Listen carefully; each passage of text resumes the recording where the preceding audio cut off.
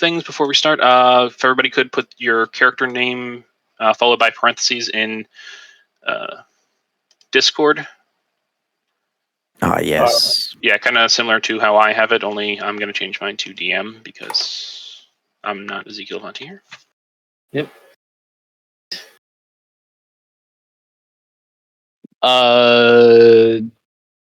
Say that again? Change your name in Discord to your character name first, and then in parentheses or brackets or something, your just real switch name what or I've got name. going on. Yeah, currently. Backwards. Backwards. Yep. Let me do one other nicety thing. I'm going to copy you, DM, and go forth and change my avatar.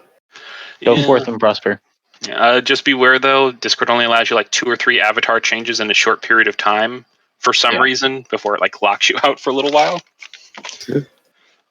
So get it right the first time, or else they will lock you out. Well, hopefully, because this was pre-headshotted to me to fit with this. Yeah, that's why I just do it all ahead of time. There we go. Okay. All right. So that's that.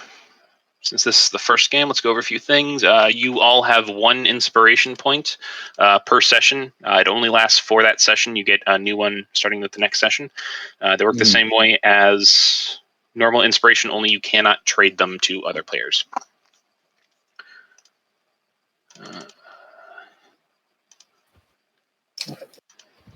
Next up, there's going to be a little bit more like lore or like mechanics filling in during this session, just so you guys know how I rule things. Just so you guys know how someone casts like detect magic. If you cast that with a spell slot and upcast it, then I tend to give you like a little bit more information than you would get if you just like ritual casted it. You know, I'll kind of pause and give you little bits of information like that as we go, just that way you guys know how I rule things and you can basically know how the world works. All right. For those rolling IRL.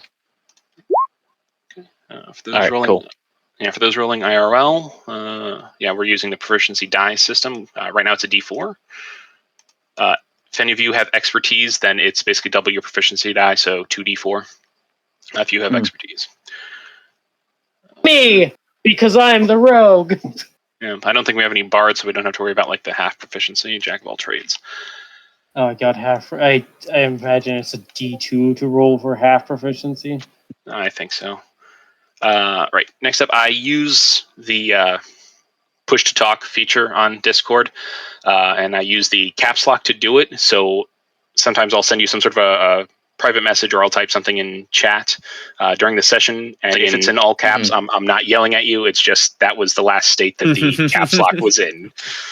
Yes. The people who are in my other games are very familiar with me all of a sudden shouting, "Yes, absolutely," in their DMs.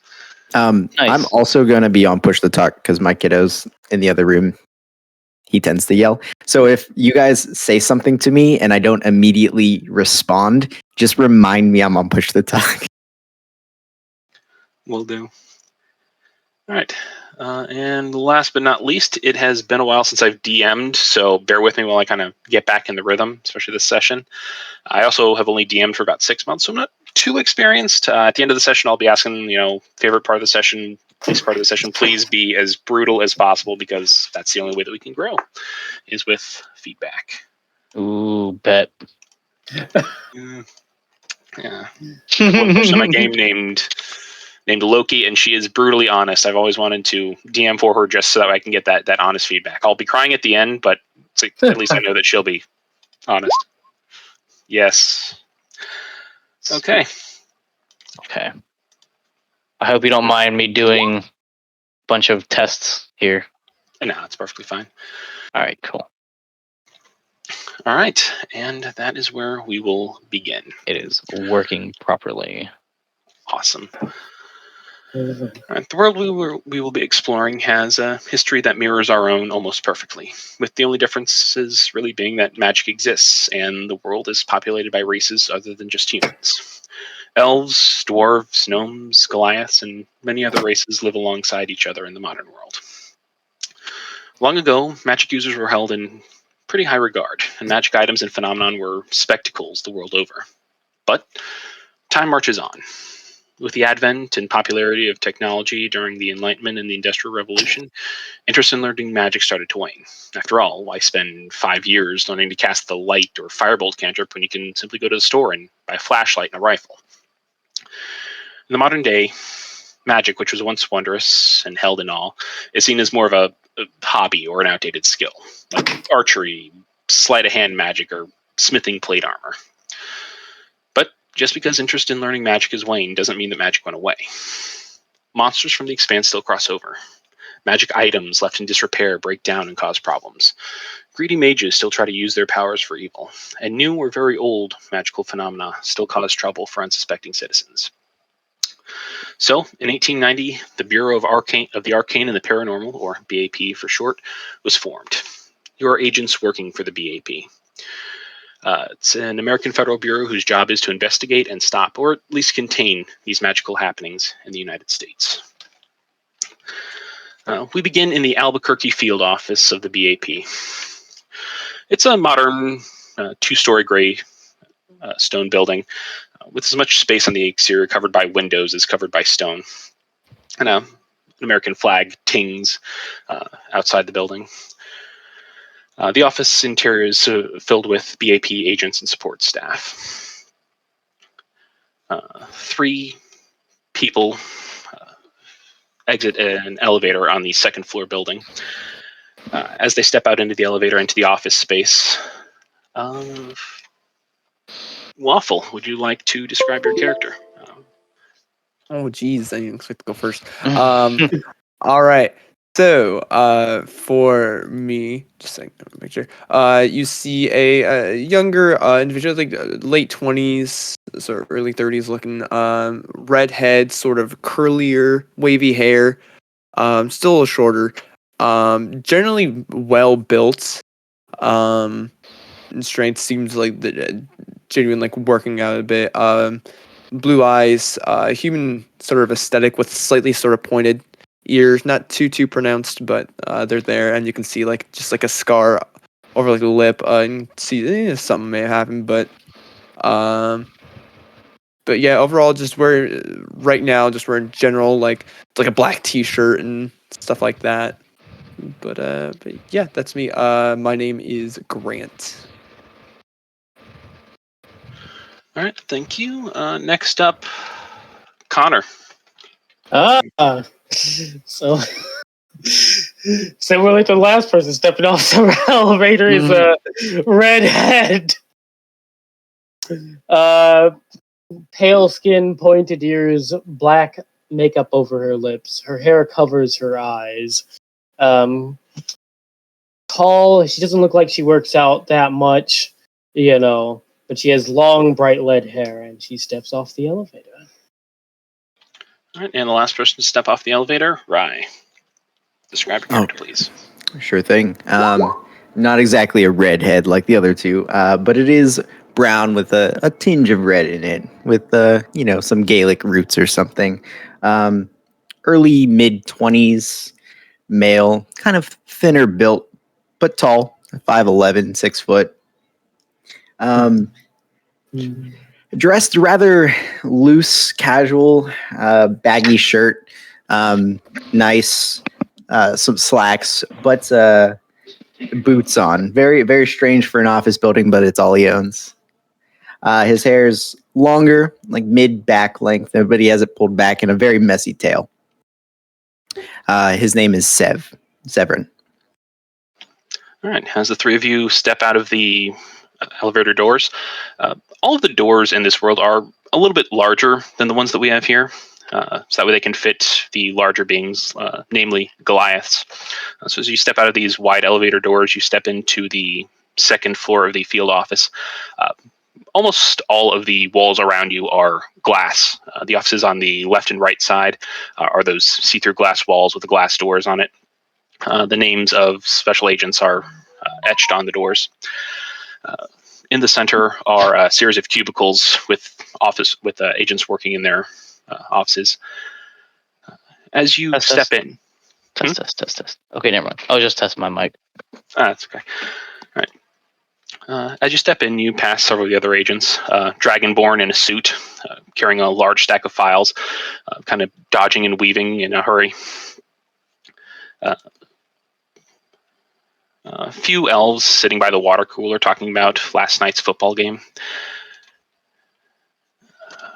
And as you look around, there's actually no magic being done in the Bureau of the Arcane and the Paranormal.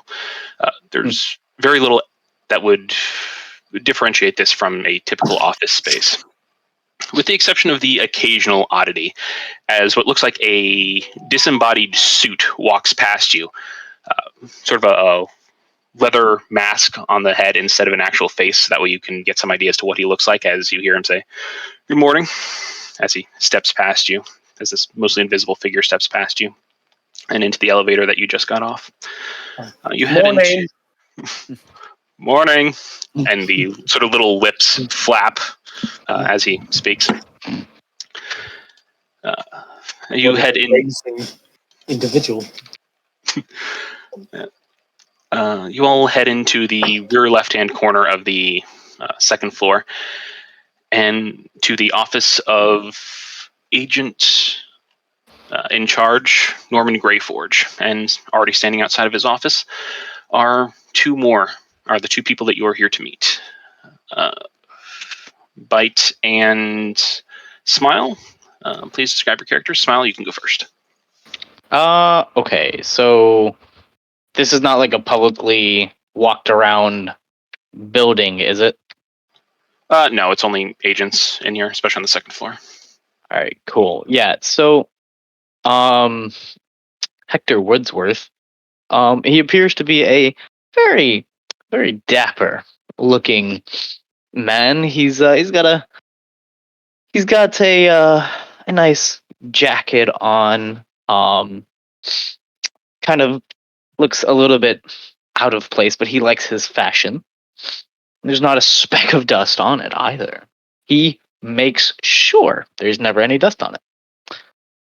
He's got his top hat, and oddly enough, there's a little hummingbird just kind of like chilling on his shoulder, just looking around. It'll occasionally hop up and just kind of like float around his shoulder, but it generally likes to chill around him.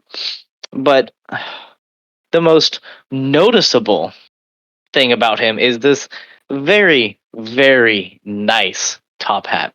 It's very well kept, very proper, and just propped up. Oh, he loves taking care of it. Oh, and by the way, he's a skeleton. I was waiting for that. I've been looking at you. Yeah. I've been looking at your icon. I was waiting. Of all the things to mention last, I feel like it probably wasn't the one. How odd is it for us to be seeing a skeleton in a top hat walking around? Oh, and he has a cane. He has like a walking cane too. Outside in the regular world, very odd. Here in the BAP, no one else is freaking out, so kind of like the guy who's invisible, save his leather mask, so that way people can see his expression. It's pretty acceptable, pretty normal, given the particular place. But you can react to it as you'd like, since this is your first time saying it. Yeah, Rachel's mouth is going to open a little bit as she's about to comment, and then decides to close it and just act professional because it's like, what the hell? Will he notice this? Make me an insight check. Let's go with the first roll of the game. Heck yeah! And I'll say, Rachel, make me a contested deception check or performance, actually. Ooh, You said insight, right? Correct. Oh god, this is... Here we go. With no performance, here I go. I'll notice this this slight facial gesture of not understanding, and he'll look over and he'll be like, "It's all right. I get that all the time. You no need to be shocked. I get it all the time. It's Would a you little. Yes, It's that's just a little. understandable. A little odd? Yeah. It's understandable. It's okay. Would you prefer it if I looked like this? And he just like waves his hand and he changes what he looks like. I will provide an image for that in a second. Ooh. Oh, I could provide an image of Rachel. Yeah, if anybody wants to share their images, feel free to share them in general. So this is what his human form looks like. This is what he wears out in public. Is that an arcane iPad? Maybe. Okay. Yeah, that's another thing. If anybody wants like an iPad or a laptop or something, I'm fine with that. It's very common in the modern day, and it's not that. Yes, he insane that you would. have one. That would be his spell book. Well, his book of shadows is an iPad. Sugar. His patron just straight up gave him an iPad. But instead of like an iPad, it has like the Apple symbol like scratched out and has like that symbol like over top of it.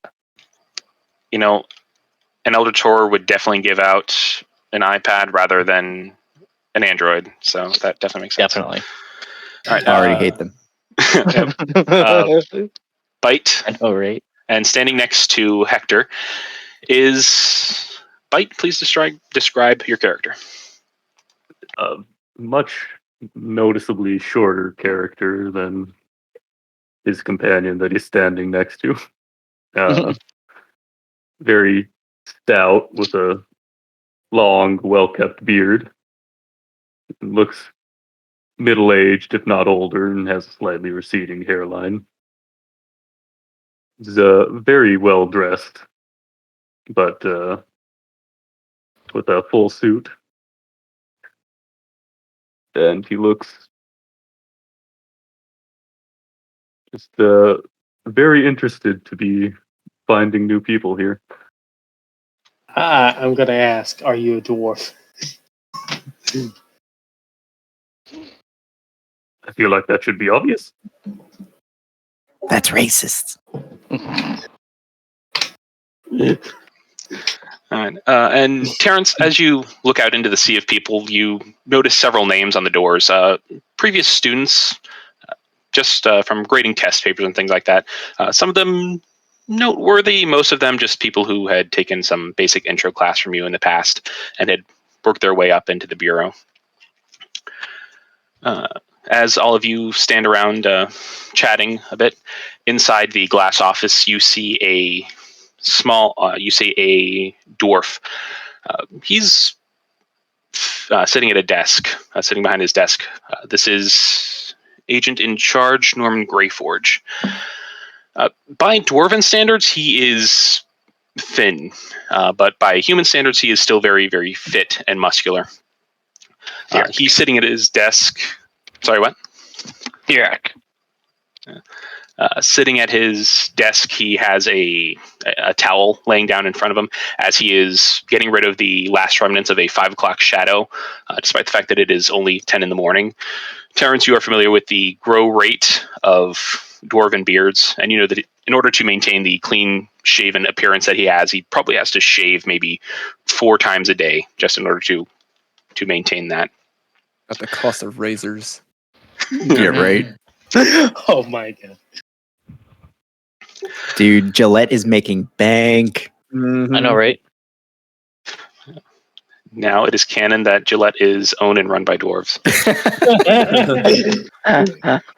I like it. Would they provide adamantium razors, selling them as these razors sure will they never would. break down? Yeah. As he finishes shaving up, he takes the towel and he takes all of the beard fuzz and he kind of rolls it up and he puts it off to the side of his desk.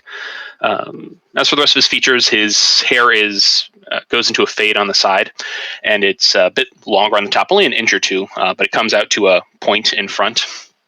Not a very sharp one, just sort of a loose point. He has piercing blue eyes and a cleft chin. He's wearing a basic button-up blue shirt. He sees that all of you have conglomerated outside of his office, and he gestures you all in. As Follow. you all... I said I follow. Yes, as all of you head in, you look around his office.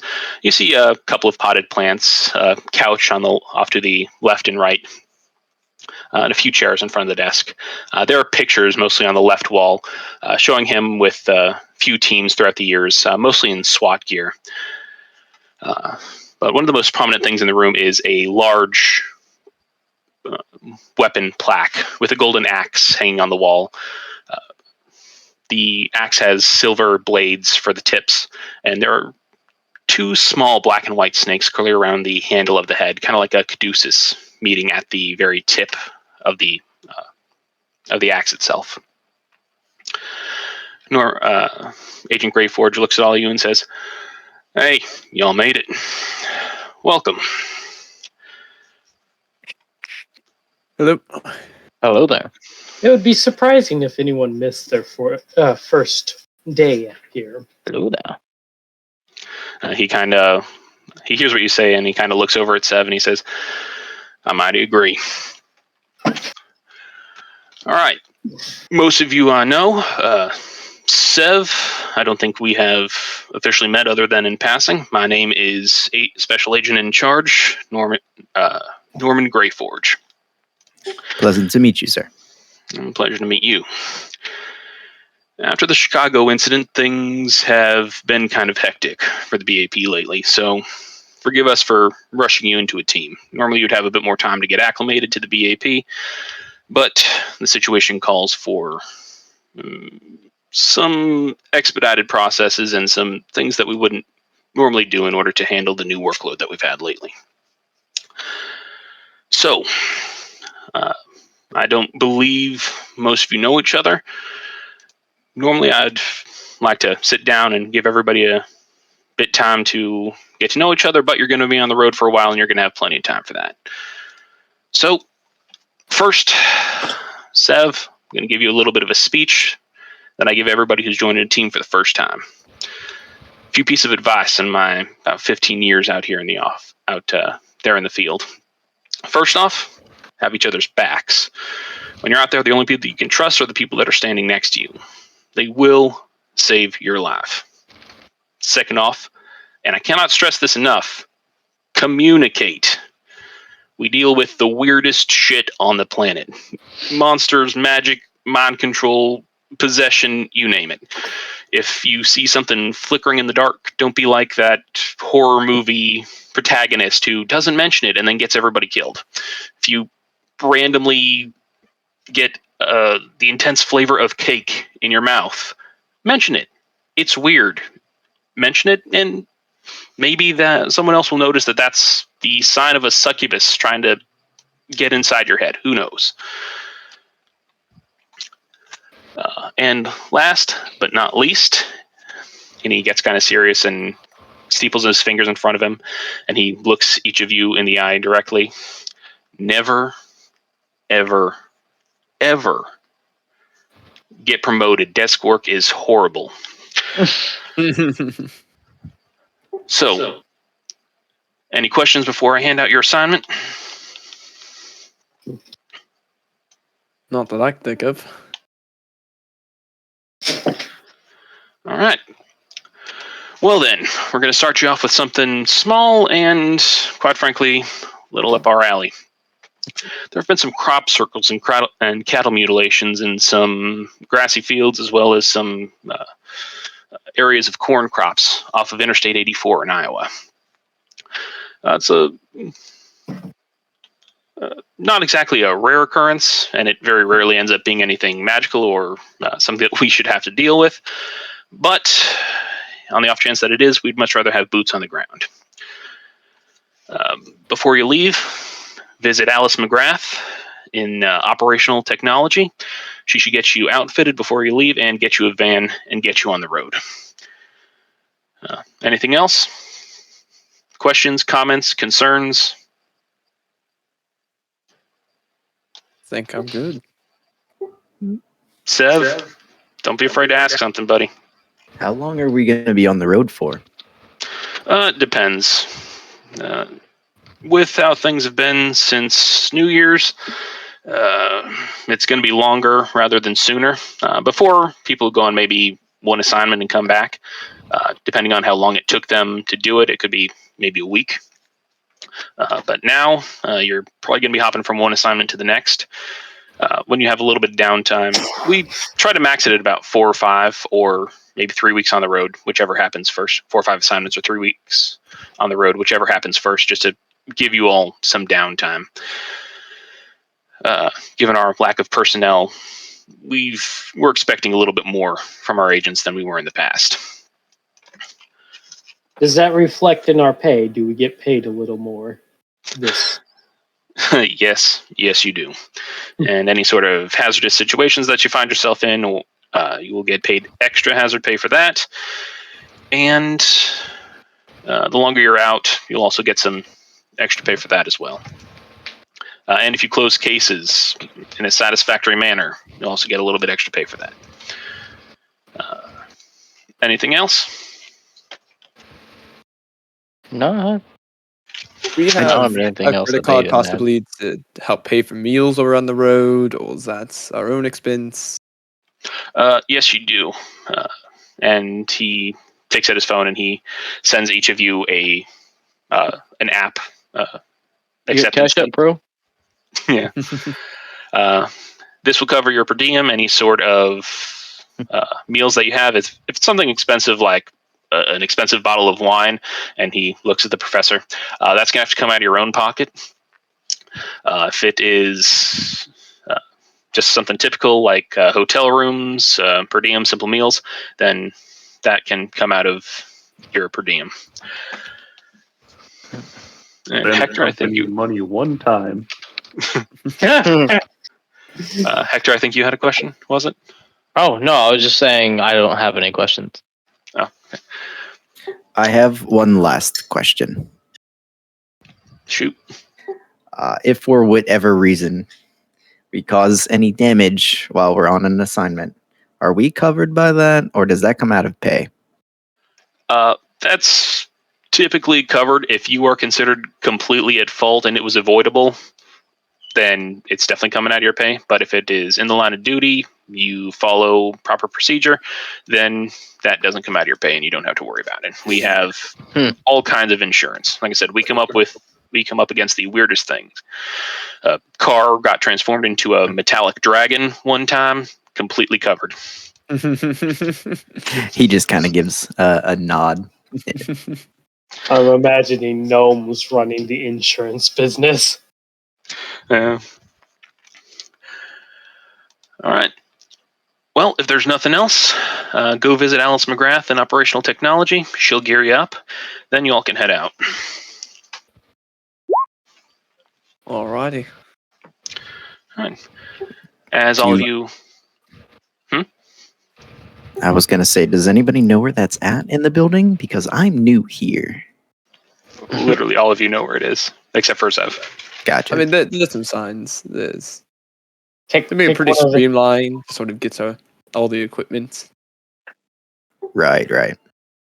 Just pick someone to follow. You have options. Yeah, I'll be sticking with Grant and Rachel. All right. As the 5 of you head out of the clear office, you head to the elevator and head back down to the first floor. The first floor is a little bit more hallway and less open office than the second floor. Again, most of the people you see are of the various races. Many are dressed in suits, very little magic going on. And you head out and you head down to the basement and a metal door with a key card swipe. You swipe your key cards and you head in. You head into a small waiting area, and behind a wall with a cage in front of it and a small area to pass things between it is Alice Mcgrath. All of you except for Sev at least recognize her. She's sitting in a chair behind there. She appears to be about 23 years old, elf with twin braided red hair, freckles, green eyes, a simple button-down shirt and slacks. Behind her are just The three other walls of the room are just filled with magic items on shelves. There are potions labeled very well, a few wands, a few bags, and a few other odd items. Metallic mask, a frowning face, and right next to it a metallic mask with a smiling face on it. A jar containing a moving sort of a tassel-like item that's floating in the jar. And as you head up, the woman behind the... Oh, no, sorry, not 23 years old, 19 years old. Misread that. About 19 years old. The red-haired elf looks up at all of you. Oh, hi, Everett. And then she pauses as her eyes set upon Rachel. Hi. You all are here to get outfitted, correct? As she stands up quickly, and her movements are a lot more stiff than all of you are familiar with. Okay. Rachel's going to watch her, and will just keep an eye on her as she gives a small little smirk her direction. As Alice is now a lot more rigid than you're used to. You notice that her eyes keep on flicking to Rachel and then back to the rest of you. Right. And she turns around and she kind of stiffly walks to the back and grabs some belts and some plastic. They look like small circular plastic sports bottle containers. Like if you've ever seen those runners belts that have like that single dose of water in them. She grabs a few of those and walks back to the counter, and she sets them down for all of you. Okay, has her eyes flick to Rachel again. These are going to be your potion belts. As she slides enough belts across for everybody, they have two sort of containers on the side that perfectly fit the plastic bottles. They can allow you to take potions relatively quickly, and then she slides across the circular water bottles with the sports lids on them. And these are your healing potions that you can use for that. Out of play, these are your potion belts. Any potions that are on the potion belt you can take as a bonus action. All other potions are an action. And it takes a while to affix them, so it's an out-of-combat thing. Just let me know what potions you have on them that you want to use. And are we receiving potions as well, one or two? Just one potion. Gotcha. Potion. So a potion of healing? Yep, just a basic potion of healing. Okay. All right. You are free to purchase more of these later if you choose. Next up are the magic item nullification media envelopes. And she turns around and heads back. And this time when she heads back and she kind of reaches up to a top shelf in order to grab some metallic looking envelopes, all of you notice that she does have an ankle monitor on her. I would say all of you except for Sev would know that she is here technically on probation, allowed here to be here by Greyforge, who, according to him, believes in giving people a second chance. And he has also asked you not to look up why she has the ankle monitor. It's up to all of you as to whether or not you actually looked it up, but he did request that you not, so that way people don't treat her like a criminal. And she grabs the metallic envelopes and she puts a stack of them on the counter and hands each of you one. They're sort of about the size of very large manila envelopes. These are filled with the magic item nullification media, or everybody just calls it Magoop, magic goop. But technically I'm supposed to call it by its legitimate name. She pulls open one of the envelopes and she shows you the interior, and inside you see a purple gel-like material. She says, when you have a magic item that is malfunctioning or that you just need to stop from working, toss it in here, rip off the sticky tape, and seal it. It should stop whatever it is from happening. It has diminishing returns on items that are sentient. The more sentient the item, the less likely it is to work. But they should work for the majority of the items that you come across. Any questions thus far? How much is it? Like, how much is she giving? Is it is it just like a small bag, or are we getting like a barrel essentially that we're going to load into the van? It is just one envelope, and she takes a kind of like a plastic canister the size of like a paint canister, and she hands that over to you. So each one of you get the larger, like a larger manila envelope, and then between all of you, you get the one like paint can worth of just the pure stuff. And then she pops open the container to the paint can. This is just the pure liquid Magoop. If you just if one of the items doesn't fit in there, you can just slather it in this stuff. As long as you cover all of the surfaces, it should last long enough for you to get to a containment facility. Also, the van that you will be driving, and she reaches next to her and she pulls some keys off of a key hook and slides them across the table, or slides them across the counter. The van that you have will also have 2 benches in the back that are hollow. They are also lined with the Magoop in case you have something larger or you can't slather it, or you just want it more properly contained than slathering it. Proper containment in an envelope or the chests are the preferred method of containment. So we'll have plenty of this. All right, good. So we each get one envelope and one Magoop can. Just one envelope. The Magoop can is just to kind of share between you, Right. because it is a lot more. There's a lot more substance to it. The inside of the envelope is basically painted on, whereas the container is full of this stuff. Gotcha. Rachel will take a look over and say, "Who wants to carry the envelope?" Each of you get an envelope. Oh, each of us get an envelope? Yeah, you each get an envelope, but you're sharing the one The paint one container. can. Okay, and let's rephrase it. Who wants to carry the paint container? We can just put it in the vehicle. I mean, All right. that works. Yeah, and until we need it, I think that works best.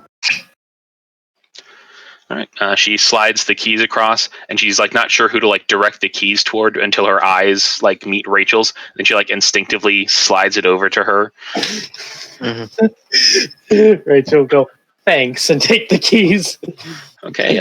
Your van should be down in the vehicle pool. Just use the key fob and find the one that beeps. Have a nice day. You too, Alice, and make sure you behave. Yes, ma'am. As all of you head out of the operational technology room, you head out into the motor pool, a small above-ground garage located next to the building proper. I'll be right back. Okay. As you step out of the building proper, you feel the heat of the New Mexico sun, especially. This campaign is mostly going to be happening in real time. Kind of. So the day is September 18th, August 18th, just so it's easier for everybody to keep track of timelines. You step out and it is a pretty hot New Mexico day, middle of the day. You see a few people walking along the sidewalk. There's a family, Goliath with his gnome wife and their daughter, who is now already taller than her gnome mother, enjoying some ice cream. All of a sudden, you notice that the ice cream just sort of flies about a foot off of the child's ice cream cone and onto the ground. And the kid looks at it, looks up at her parents aghast, and kind of starts to sob. And Hector, you hear a slight coming from your little hummingbird friend. You walk into the underground garage, and you're able to find the van with ease. It looks like a white van that's a repurposed prisoner van. It's got 2 seats in front, and the rest of the van is taken up by the 2 bench seats in the back. There's a small chest in the back filled with odds and ends that you may need as you go. Rachel will rush over to the van, eager to get in the van and praise to the merciful God that there's air conditioning inside of it. All right. You all enter the van and you head out. Who is driving? Rachel, are you driving since you have the key, or? Probably, unless it actually. What skill check would it be to drive, if any? Land Vehicle vehicles. Yeah. Which I think is a So- dex-based check. Does anyone have proficiency? I do. Does anyone else? I don't know how to drive. Does anyone else know how to drive? Because I do. I will drive, but Rachel will pass the keys over to you then, and hop in the shotgun seat. all right. Because I was like, wait a minute, I do not have land vehicles on this seat. Well, everybody knows how to drive, even if you don't have proficiency. Proficiency is just like the actual courses that they give in Police Academy and FBI for, driving under dangerous or extreme conditions. Like everybody knows how to use cell phones and computers. Everybody knows how to drive. It's except for Sev, which I'm guessing is a background character choice. Yes. Yeah. All right. So as you pull out into the hot New Mexico sun, you start heading north to Idaho. And I'm going to take this time to allow all of you to finally sit down and actually role play with each other now that you have a little bit of time to do so, if you'd like. Cool. Since you have a good 12-ish hours on the road. So the first thing I do is it's fucking hot. So I take out my water bottle and I manipulate a couple of pieces of water in the air, freeze them, and then put them back in, shake it up a bit. Much better. Anybody else? Yeah, if I could have that, please. Absolutely. Rachel will pipe up with, same, please. Yeah, I'll give everybody ice cubes if they'd like.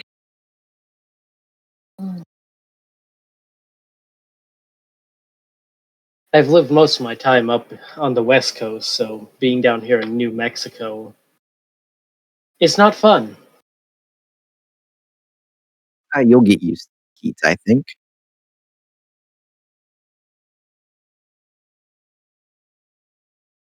So I couldn't help but notice, Rachel. Alright, I'm back. What's the story behind you and Alice? Oh, simple. I arrested her.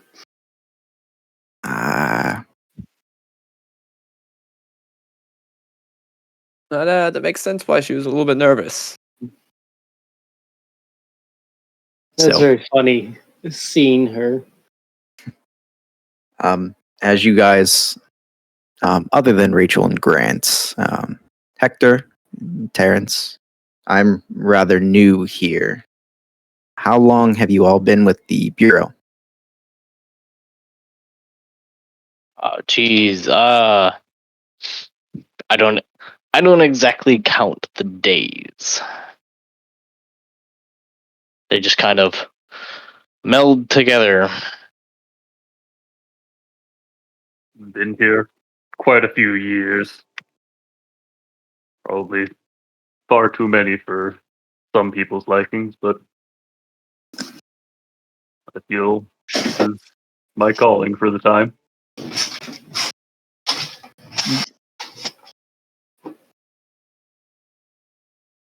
Well, I'll be glad to know a little bit more about what you all can bring to the team, I think.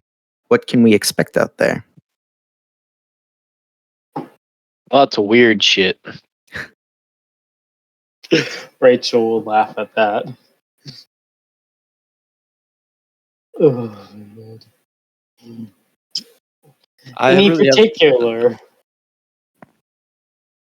The amount of shit that's out there, it's really hard to narrow a particular thing down. Ooh, And when it comes for past experiences, you guys are more than free to make something up on the spot if you would choose to, as long as it would make sense. I don't know, a ghost, whatever. Yeah. what's I'd the be like, well- weirdest shit you've ever seen? Well, I've got a couple of pictures I could show you. And he pulled out his iPad and starts going into his photo gallery and shows you pictures of weird ass abominations. I'm like of kind aberrations. of like looking a little bit in like the rear view, like what the fuck? One of them is a GIF of kind of like a GIF. quadrupedal creature with like a giant mouth that is staring at a window, and out of the window comes another identical quadrupedal creature, and it takes its front legs, it grabs them, and it starts devouring it whole. This identical copy to itself. It swallows it, and then another copy comes out, and it does the same thing. And at first, you think it's like a looping GIF, but then you notice the camp. It's GIF. I'm calling it GIF. Like it should be. GIF. I am the DM. God says that it is GIF. In this world, it is pronounced GIF. At first, you think it is. First, you think, yes, I've gone mad with power already. We're joing on the mission. At first, you think it is a looping GIF, but then you realize that the camera like moves slightly each time, and that it's just this thing constantly eating just consuming copies of itself over and over and over again. Hector's just like, oh, hold on, let me get this off of here real quick, and he wipes the bottom of it. Sorry, I got some peanut butter on there. I don't know how.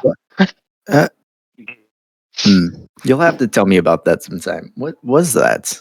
The peanut butter or the monster? Like the GIF or the monster? The GIF. The GIF or the GIF? That was lunch. I am now more curious that you eat Hector than about the monster. It's about the novelty of it. Where does it go? He just shifts back into his skeleton form, and he just opens his mouth, and you just see like mashed like peanut butter jelly sandwich in his like skull. Why?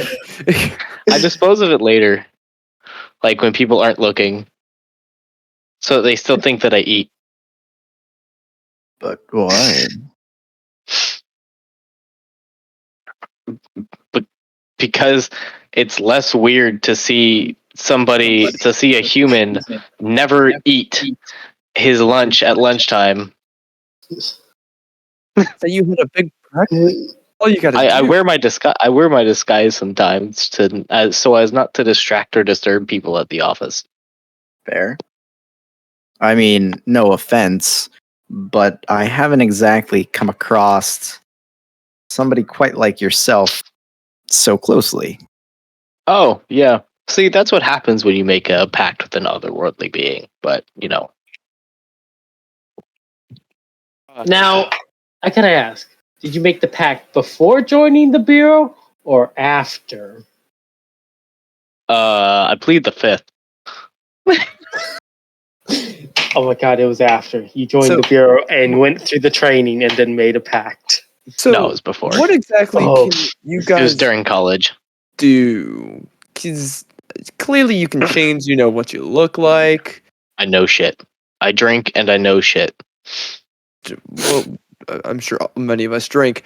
More of your ability. I mean, we're going after weird creatures and such, sort of, Yes. magical things. Yes, I know things. That is my shtick. I know things. Okay, so now if we have to say capture some weird, what did you say earlier, a succubus? What are you gonna do? Just teach a history lesson? I'm not sure. I mean, I could, if you want me to, but I mean, if we're not like taking it to school, I could probably like shoot it with a blast. A blast? Or like, yeah, like he just like rolls down the window and just like sticks his finger out and does like a finger gun, and then just like goes like pew, and you just see like a blast shoot out of his finger and hit like a road sign. Oh, that's government property. That's gonna. That's highly illegal. He just rolls the window up. I won't tell if you don't. I like scan around. Are there like a lot of cars on this highway right now that just saw someone basically essentially shoot a fucking gun at a roadside. A few people saw a weird blast, but no one is stopping. Sort of the bystander effect. Someone else will call the police. And Hector's just like looks at him. It's just like, you see, the best part about this ability that I have of changing what I look like, and he changes what he looks like to look like one of you, or to look like you. Cool. Is that I can look like whatever I want in our van? Because that's the thing that's going to get tagged. Yeah. I mean, Grant, I'm not connected to it. The government van with government plates. Yeah. Grant, before someone calls on us, can you change which road we're taking? It's a highway. That's going to add on hours to our trip. If we're on a highway, I mean, if we're on an interstate, I'm pretty sure we're going fast enough that like nobody's gonna like be paying attention to that.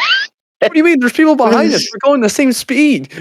I mean, yeah, but I'm sure all they saw was some random dude like fucking We're like. gone essentially at a Listen, Grant. Do you want us to end up in oh my god, Gray Forge's office with him asking about why people Why are we calling shot a gun at a roadside in our government vehicle? What have I got myself into? Grand, as you're driving and kind of Fun. looking That's what around, you've gotten into. you do notice a white SUV pull up next to you, filled with the Drow family.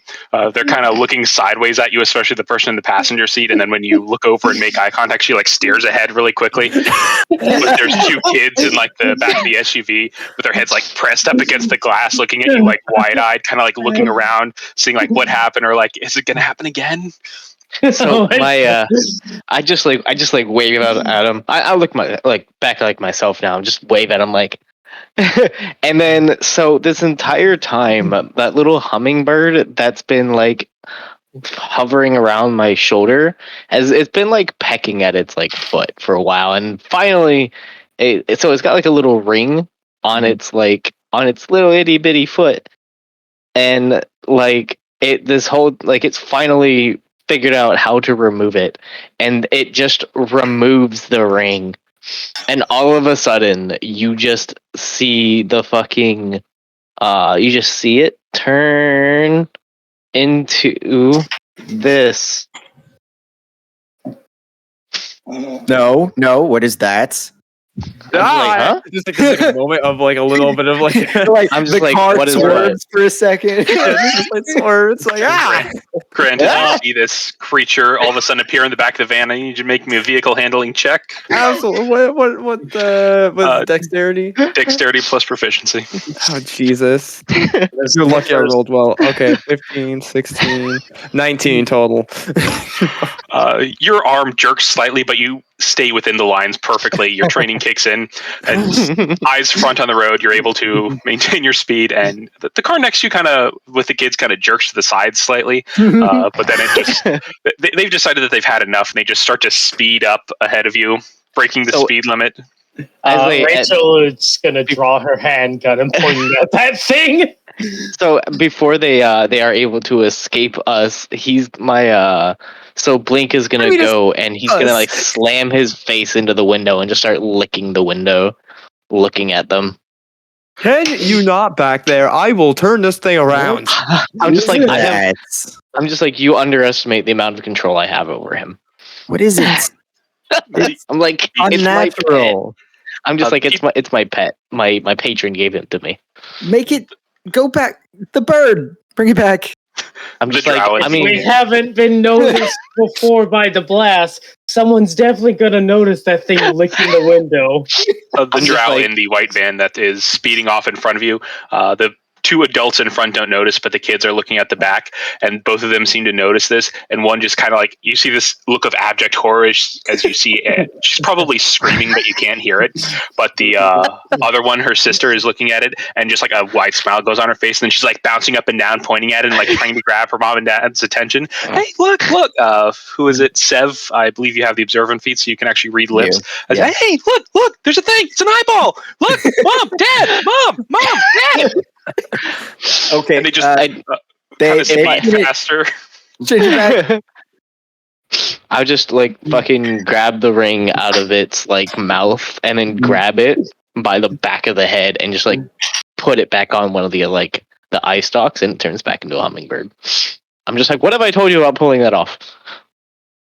It kind of looks at you, and then it kind of ignores you, and then just sort of floats into the back, and just kind of hovers there, and just now you notice that the hummingbird is not blinking like intentionally, and it's just like staring blankly ahead out the front window from the back, just to make sure that all of you can see it, just sort of hovering there.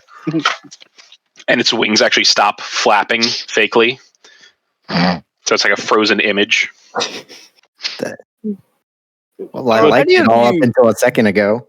Are any of you like normal, or is this going to be kind of? I would like to reassure you now. I am very normal compared to that.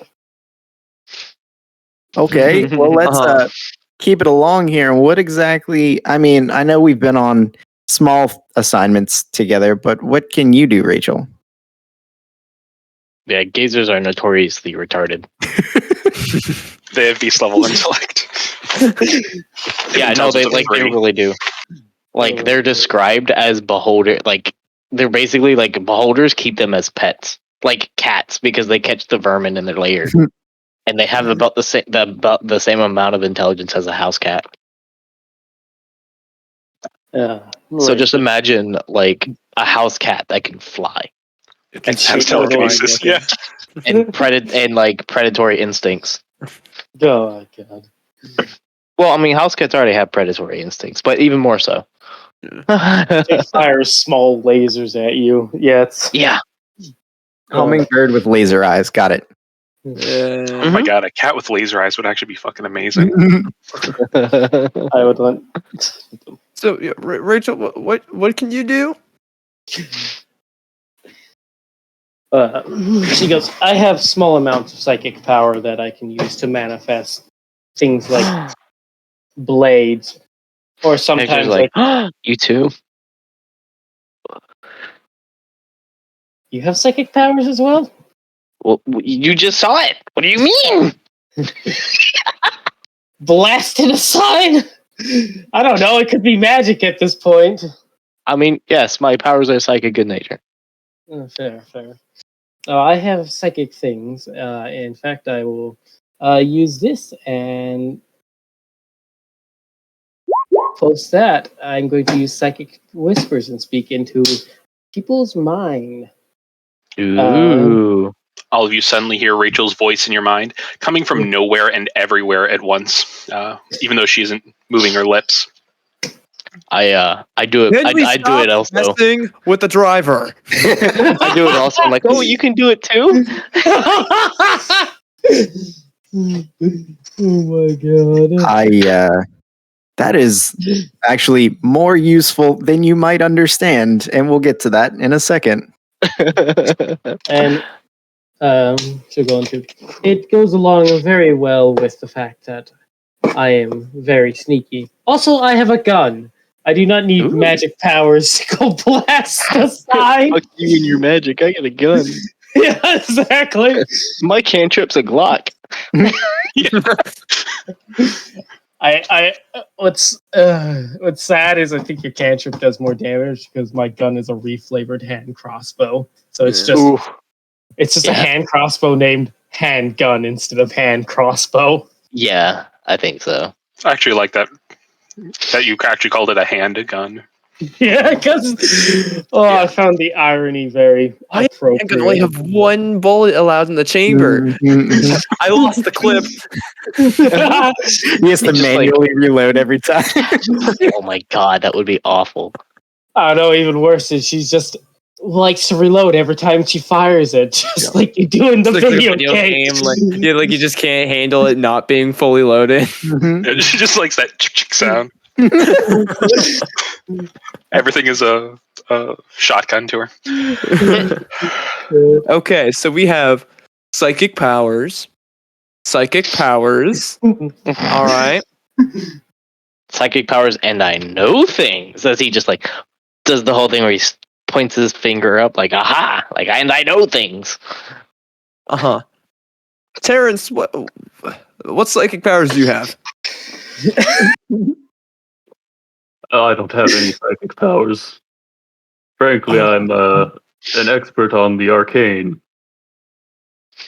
Boo, no psionics. Okay. So what does that mean? You know things. You see, I can do magic. What kind of magic? Because I'm seeing the psychic magic. I don't. I cast prestidigitation and make the air around you colder. Oh, the I'm like, AC. oh, you can do that too. The AC finally kicked on. Thank God. I just make it even colder around him. Oh god. So now you're just like freezing. Cool. So psychic powers knows things and can turn the AC on. Boys, the I'm like, team already. But I can turn the AC on too. Cool. We honestly, why do this? You can just be AC repairman. This is God, because I don't think people want a skeleton repairing their air conditioning. well. You And can why don't we your just motto can be like, "We can chill you to your bones." Like I don't. This is a great opportunity for you. I mean, like I used to work at Walmart, but like as a cashier, but I got angry at a customer one time and accidentally let my disguise slip. Oh my god. I got fired. Mm. Is that how the Bureau found you? Is after that? Maybe. Chris, hit exclamation point loop, and it'll loop the track. Yep. Yeah, I got it. Oh good. Well, it sounds like Hector can just do everything we can do. Cool. I can do it. I can.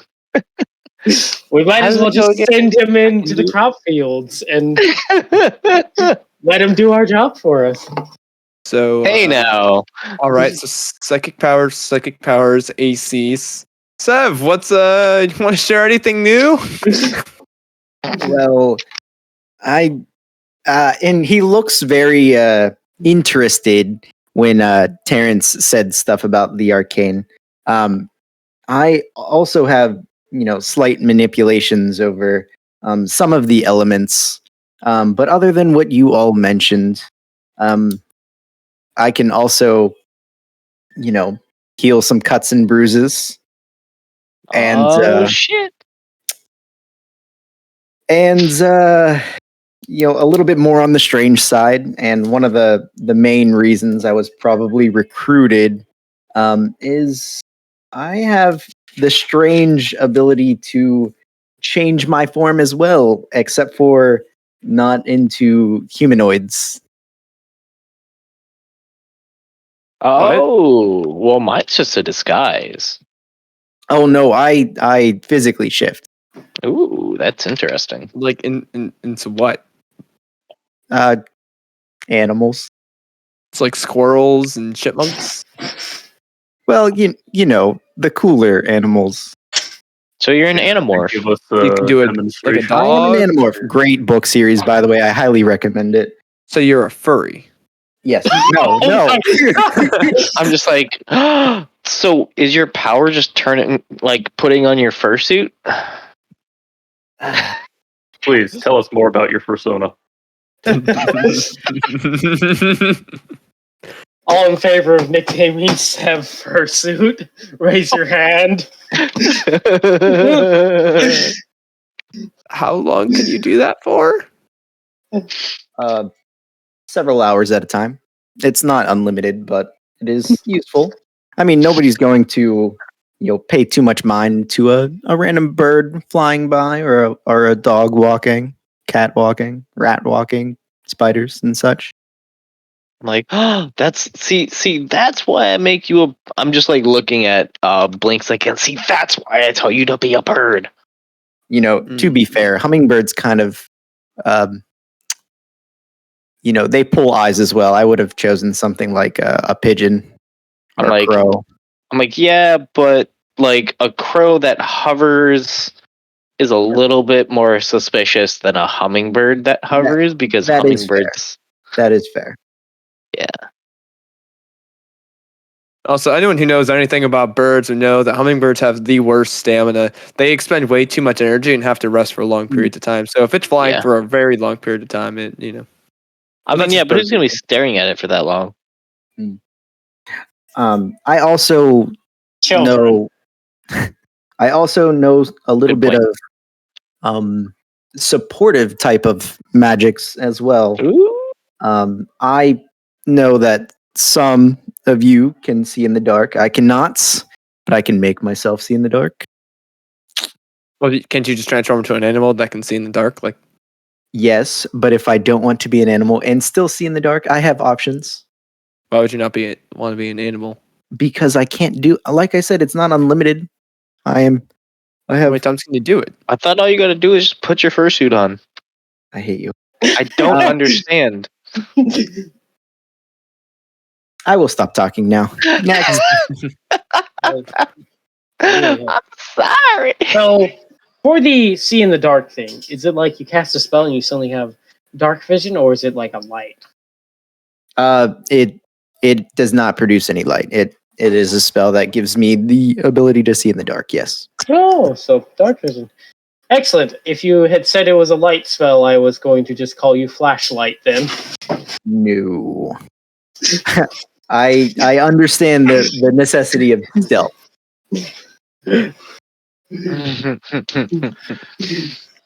As you all continue to drive down the road, the daytime fades into twilight, and then eventually nighttime as the street lamps turn on above the highway. And at this point, I would say it's time to swap out drivers. Who wants to go next? I can drive. As Hector takes the wheel and relieves Grant. Grant, you join them in the back as you all fill up the tank at a small gas station, and you continue on your way up to Idaho. Do you guys want some more RP time since you are introducing yourselves? Well, I don't think we heard from Grant. What do you bring to the table, driver? He can drive. Well, I point to the Pulaski, which is a fireman's axe. I go, you see that? I can swing it. Well, I think any of us could do that. I can't. And I mean, I know first aid and such like that, but I sort of more of an instinctual thing. Before I was here, I was a firefighter, so it's just sort of I could swing an axe, and if you want a fire put out, I got you. Oh, I also brew my own beer, so there's that. We could celebrate afterwards. Man after my own heart. I believe you mentioned that during your test. Once or twice. Yeah, it is a passion of mine. I mean, Now, it's is decent. it decent beer or really good beer? It's pretty decent. I've had it. I mean, I have had my bad batches, but for the most part, it's not bad. I will give you shit if it's bad beer. Especially if a lot of stuff goes wrong today. The moonshine was a little strong. I'll say that. Yeah, sorry about that. Straight rubbing alcohol. That's, but that's moonshine. Oh god, if we use the rules for Constitution saving throws against beer, my character's going to get drunk. Yeah.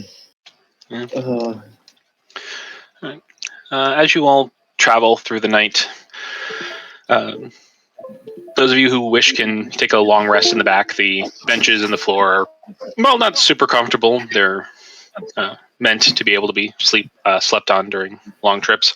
There's actually some blankets and like a soft mat found in the plastic chest in the back of the truck for just such a purpose. Those of you that have been with the Bureau for more than about a year or so know that these are relatively new additions since the Chicago incident, since people are kind of have to be out longer in the vans. They've made allowances for people to sleep in there if need be. As I shall abuse my elven feature and go into a trance for 4 hours. and you go into the trance, it's actually oddly calming, trancing in this vehicle.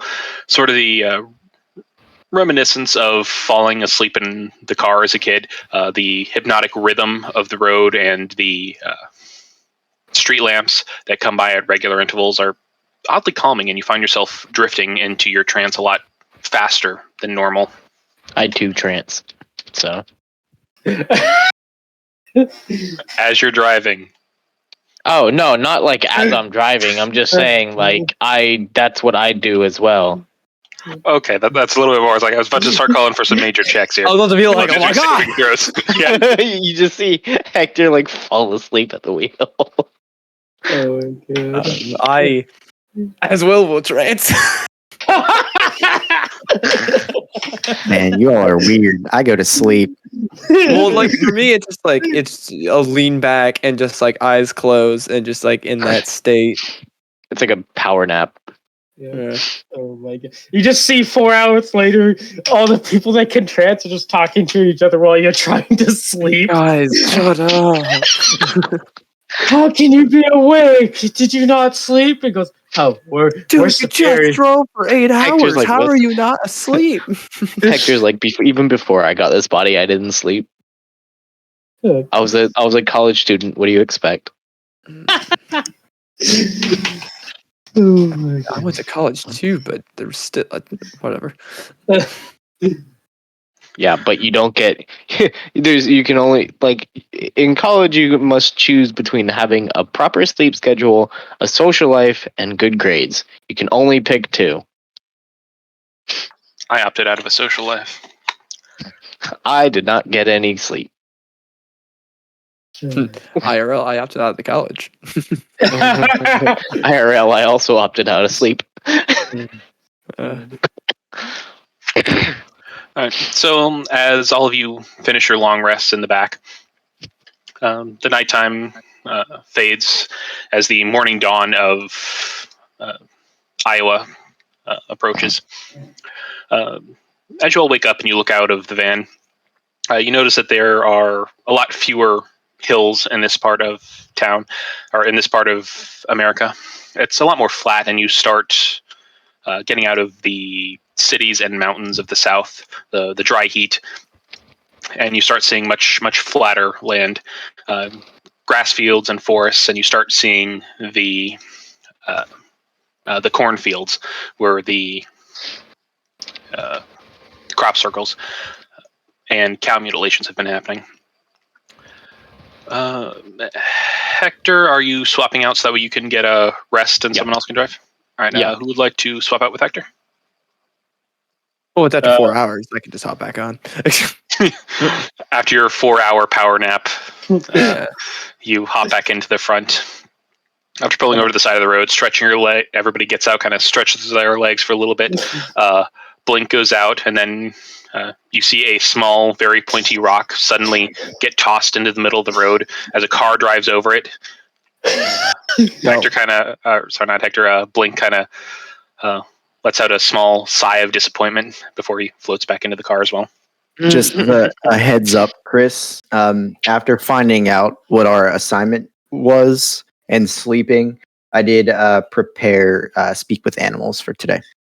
Okay, yeah, that's fine. You guys don't have to tell me what you prepare. As long as it's not getting weird, then I'm fine with it. Yeah. If you happen to always have that exact right spell, then I'm going to demand preparing. But other than that, you guys can do whatever you want. And for those of you that have who has non-prepared spell lists, Warlock and yeah, literally just a Warlock. You can swap out a spell on a long rest.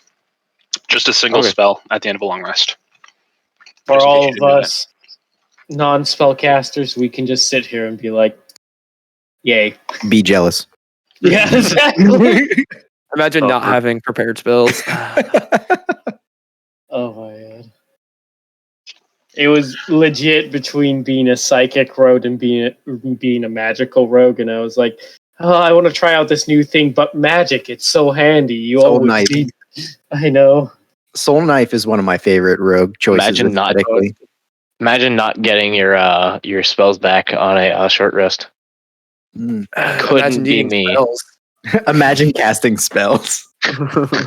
Imagine needing. Bitch, I'm Yu Yu Hakusho. I shoot shit out my fingers. Dude, when you described it, that's the first thing that popped in my head was the spirit gun. Yeah, that was the reference.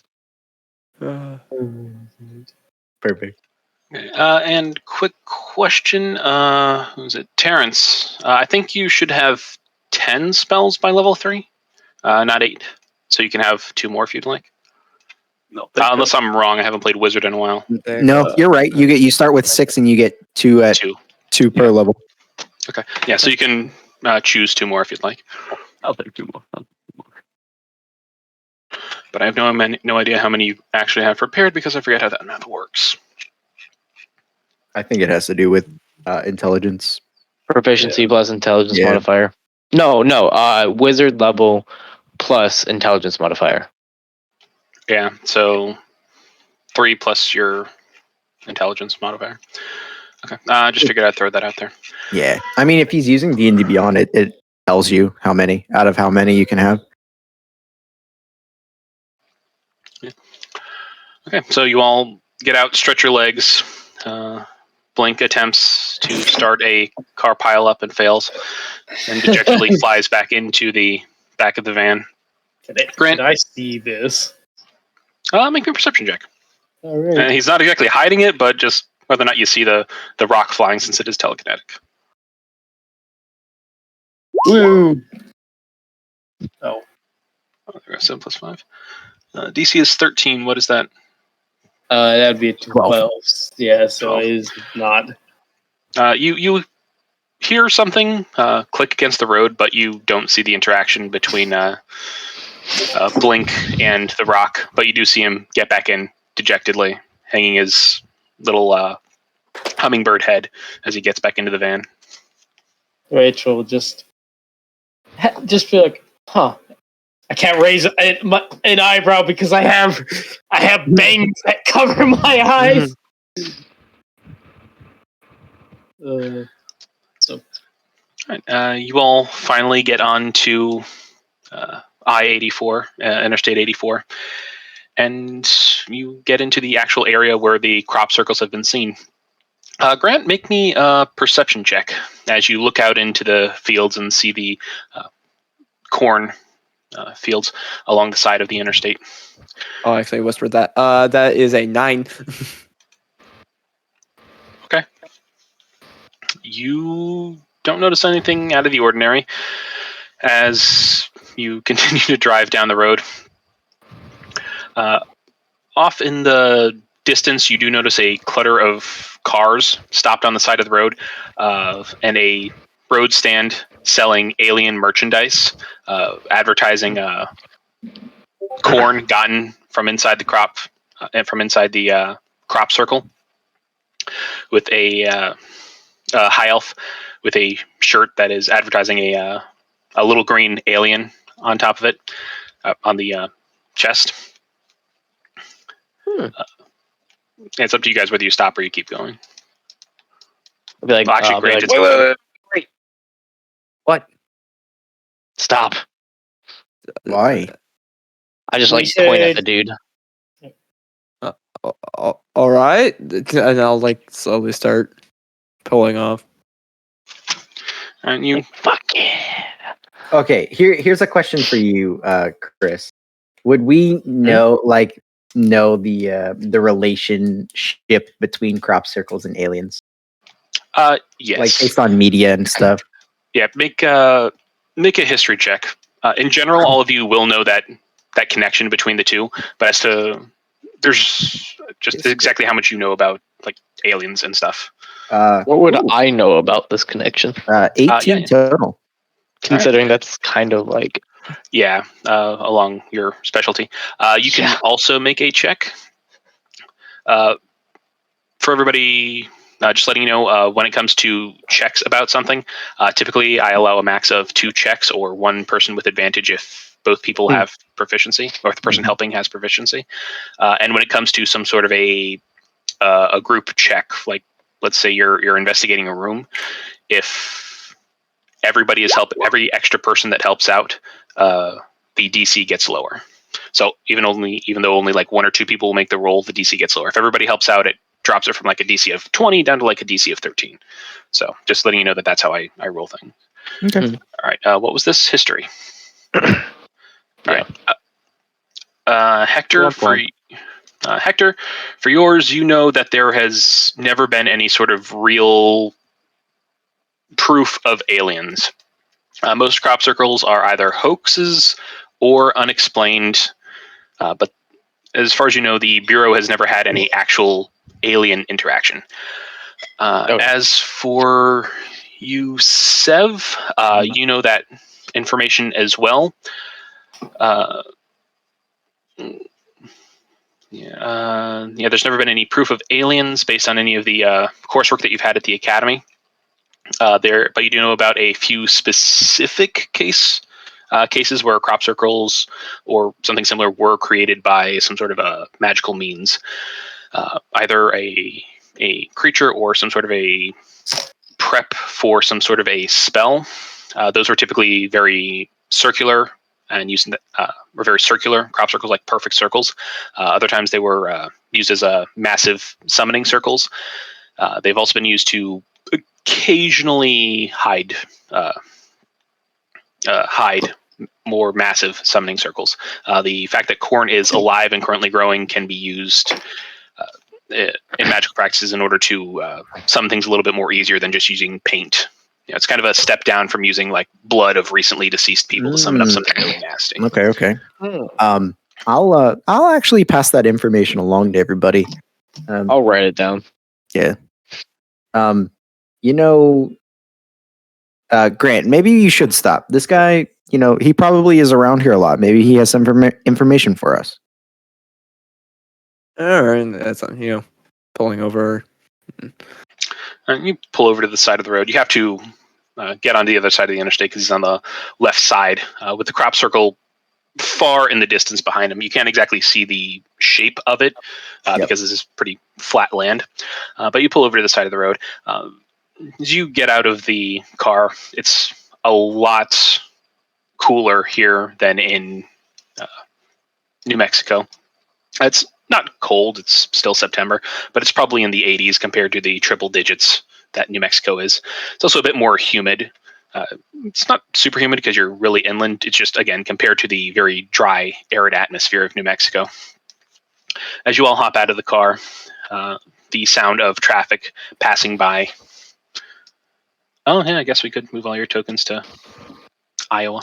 Could we have Idaho. Could we have like a small group token so we can like keep track of where everybody's at? Absolutely. Instead of all clustering on the map and taking over this huge space. Yeah. Yeah.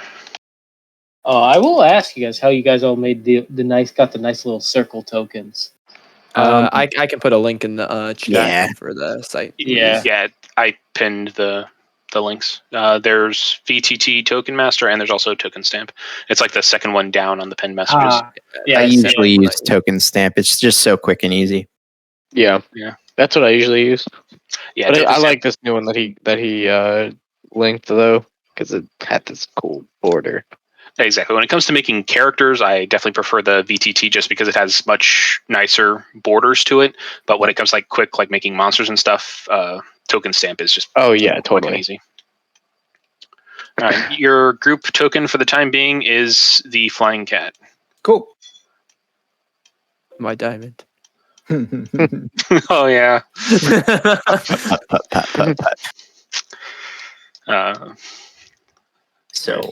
Tressums. All right. So yes, you all step outside of the van. The sound of the vehicles passing in the opposite. You travel with the passing vehicles as you walk over to the stand. The stand is rickety and wooden. It's new, but it's made out of older wood. It looks like it was just hastily put together to benefit or to take advantage of the crop circles and cow mutilations that have been happening lately. The sign is hand painted that says, what's that X-Files? We want to believe. I want to believe. I want to believe. That was it. I want to believe. Alien, crop circle, and cow mutilation merchandise. And there is a high elf with lighter skin, blonde hair, kind of freckles. Teeth are a little are going at a few odd angles here and there. And he's wearing a red and white baseball cap. Very, very simple farmer-like clothes.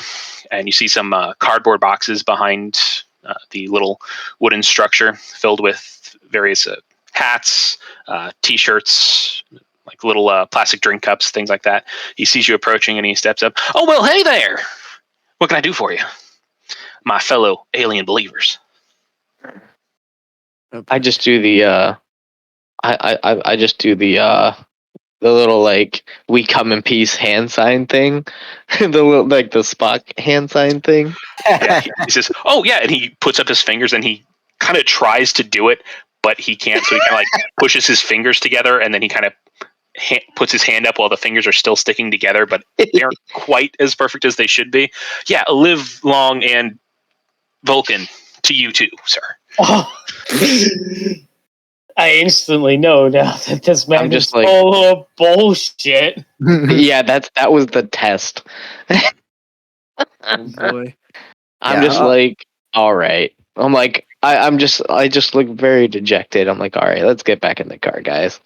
No. I have all kinds of things. I have T-shirts. I have pieces of corn, and he picks up one of the crates from the field itself, and it's kind of mushy, squished under the alien's tractor repulsion beam. Uh-huh. I'm gonna. What else can you tell us about these crop circles?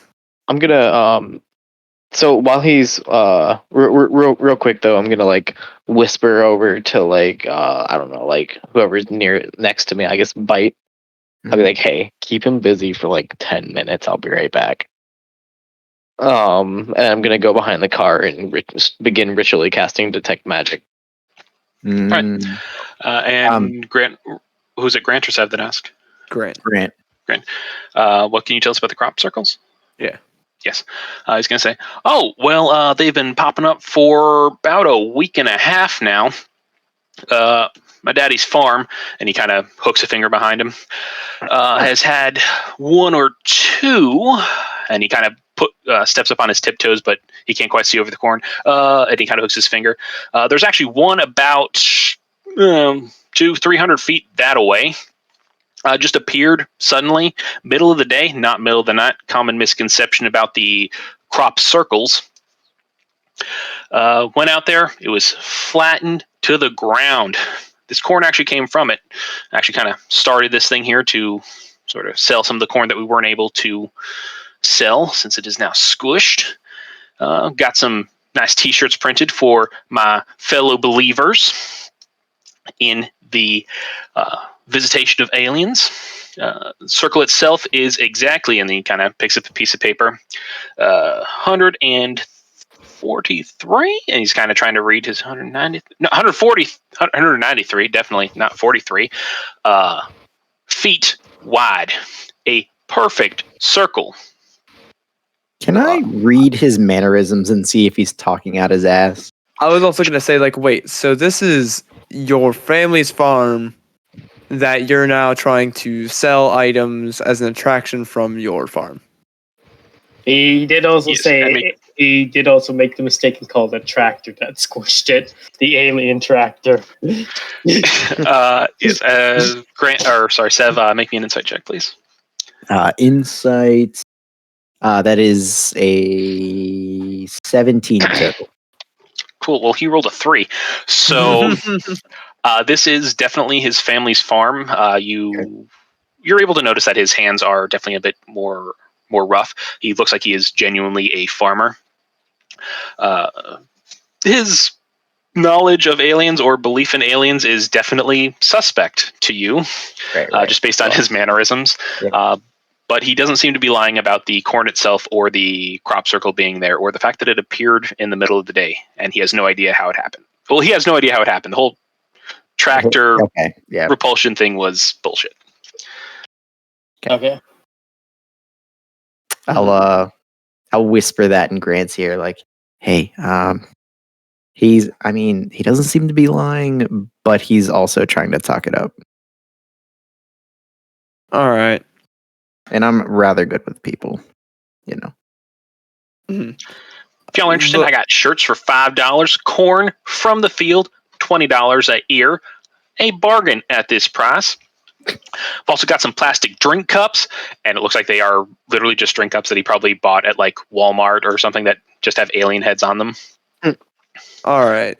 Look, we are traveling, and if you don't have any legitimate information, then I don't think we have anything here, unless you have something truly to give us, because I feel like you're not giving us the correct story. I feel like you're hyping this up a little bit. Why don't you just tell us what is really going on? Come on. Make me a persuasion or an intimidation check. I'll leave it up to you. I'll do persuasion. 26. All right, 26. He kind of sees you all starting to like walk back to the car, and then he kind of looks back at the field, looks at all you, kind of dances slightly in place and kind of scratches the back of his head. He takes off his cap, and you see that he's actually hiding like a male pattern bald spot on the top. He kind of scratches his head as he kind of looks back and forth. I can take you to the crop circle. And as you hear that, Hector, I'll say that you are finished with your ritual behind the van with your detect magic. $50 for your entire group, or sorry, 50, not 50 gold. What is that? 10 gold for your entire group. Once in a lifetime opportunity. The crop circle. 10 gold. Are we allowed to tell him why we are here, like who we work for? Let's absolutely. not. Oh, you're allowed. It's up to you. Okay, yeah. Hector's been like, let's not. I do have a faction agent badge for my backstory that I could slam down and be like, we are the FBI. Oh, wait, no, we're the BAP, and we're here to investigate you. I kind of like look towards the rest of the group, kind of raise an eyebrow and go, well, actually, did you take credit? You mean like credit cards? Yes. And he kind of looks around. No, I mean I don't have the little cell phone thing. Oh shit, I should probably get one of those. I'm just like, I'm just like walking over with my detect magic. I look at like the rest of his like all of his shit. Does anything pop hot? Make me a perception check. Since this is ritual casted, I typically say that it's only like active magic for ritual casting. 26. 26. Full crit. Yeah, that is like holy shit. Yeah, Like, if you had 26 in a row. Just saying, for level 3s, that's fucking crazy. I crit the 20 and the D4. Yeah, it's like Nice. if it's kind of a good thing that you're rolling here, because it's like if you're rolling like 26, 18, it's like 4 natural 20s. It's like bullshit. Mine wasn't even a natural 20. Yeah. Okay. As you walk up, you see that nothing except for the corn itself actually does have a faint wisp of magic, specifically graviturgy magic. Ooh. Mm. I'm gonna be like, you know what? Let's go check out that circle. I'm gonna be like, do you have cash? Cash out. No, I mean, I don't think so. I mean, I can download it, I guess. Is that something I can do? I'm not really that computer literate. I'm just like, that'll take longer to set up than you have time. We have time for right now. Rachel will walk forward. I'm like, what kind of phone do you have, homie? Sorry, Rachel. What?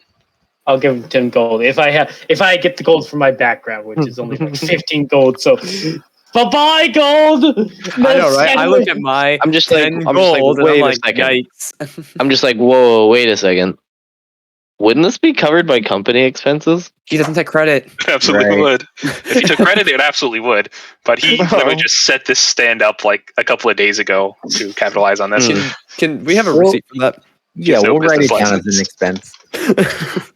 Yeah, I'm just like, yeah, like He kind of shrugs and is like, okay, and he just like takes a little page out of his notebook, and he like writes 10 gold gave to me.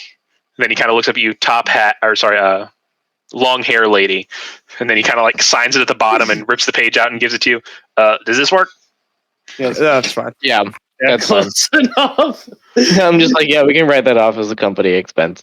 I just kind of like put it in my bag, just like, all right. Oh, y'all are part of a company. Yeah, official UFO people. Yes. Yes, I'm just like, Face palming, like I used to be a firefighter. I'm just like, here, let me show you let me show you how to do the hand sign properly, and I'll just go where I just be like, you do this. And I'll just like try to teach him how to do the little like Spock hand sign. He kind of watches and he's only like half paying attention, but then he realizes that this could actually get him more business, so he tries. But there's just something wrong with his hands. It's hard for him to do it. He can do it like an inch wide, but it's not as much as it really should be. I'm As just like, he's just walking. keep practicing, buddy. Okay, and he leads you back into the cornfield. Yeah, I'm just gonna like I'm lean over and whisper to him like, by the way, those I'm like those that corn actually does have like is actually from aliens. I consulted my knowledge. Oh yeah, no, I know. That's why I'm selling them for 20 gold Yeah. piece, because they're genuine alien corn. I just give him a thumbs up like, yep, genuine alien corn. Oh my god. And he stops periodically. All right, come on, keep up. These corn stalks are much higher than you are. Stay close. Have a corn buddy. Keep track of your corn buddy. It is easy to get lost out here. How tall is this? Like I bet I'm gonna set my familiar up and just like look through its eyes as I'm walking, as like a little fucking like a little drone, like one of those selfie drones. Yeah, he's gonna look up. Oh damn, you got a pet hummingbird? I didn't even know you could train those things. It's just like up there trying to pull the fucking ring off, and I just like throw a piece of corn at it. I'm like, stop! You make an attack roll using your strength. Oh, I'm not even trying to hit this thing. I'm just throwing it in the air. Okay, you fling it. It sees it. The corn go up, and as it passes by it, it looks at the corn, looks at you. It grabs the corn telekinetically, and it flings it back at you. I just catch it. I'm like, we can play this game if you want. I'm like, if we can play catch later, just That one I'm going to need a dex check for catching it. okay.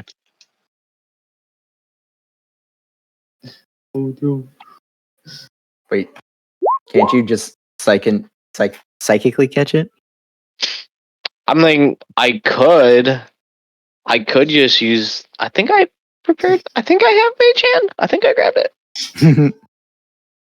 What did I grab? No, I grabbed blast, guidance, sliver, mind sliver, presty, and vicious mockery. Cool. No mage hand. Awesome stuff. Right. You're able to reach up and grab it. It kind of falters out of your hand at first, but you're able to grab it with two hands after it flips up a little. And you see the eyes on the little hummingbird kind of narrow at you as you do. Then it kind of ignores you and continues kind of scouting around. As all of you are headed back into the corn, you eventually come out into a large clearing where you do see this almost perfectly circular patch in the corn just smashed into the ground. I would say from your large history check or intelligence check, whatever, before Sev. Mhm. Actually, no, let me get a new investigation check. Investigation? Yeah. From you, and I'll say Hector, since this is, again, up your alley. Hey, what kind? Investigation. That's a 4. Okay. I like listening to that. That's a 4. You got that. That's a rough roll. I feel your pain. All right, 12 is like literally just enough. Oh, right, it crits because the D4s are considered crits. Okay. Yeah, that's why it turns green. Yeah. Oh, right. It just highlights the max number. That's all. Yeah. You notice that this corn is like smushed into the ground rather than real crop circles, which you have studied before.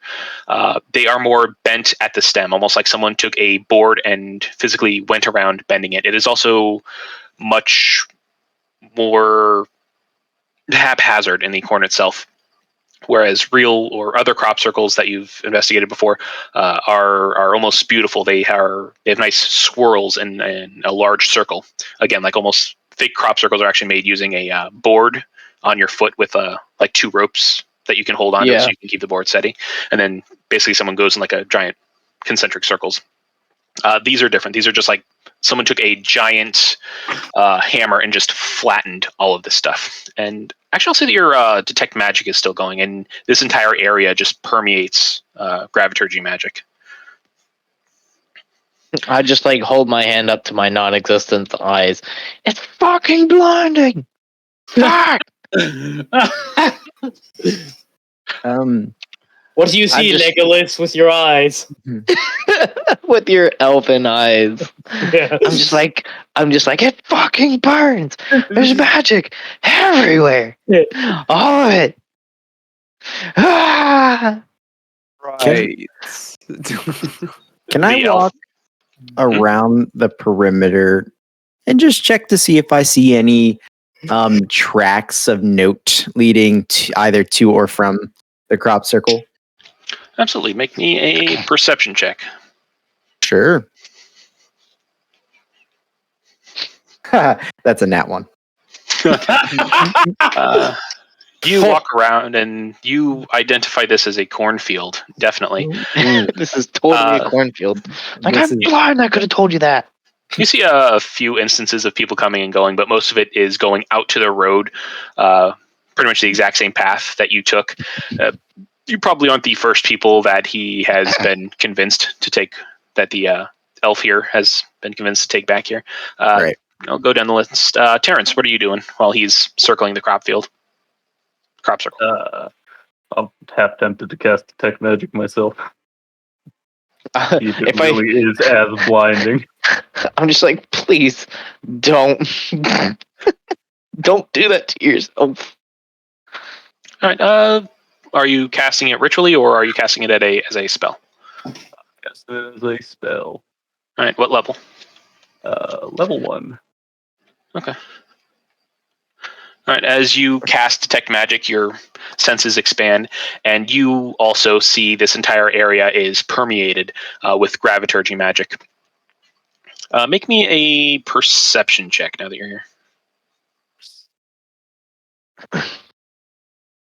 That is a 17. All right.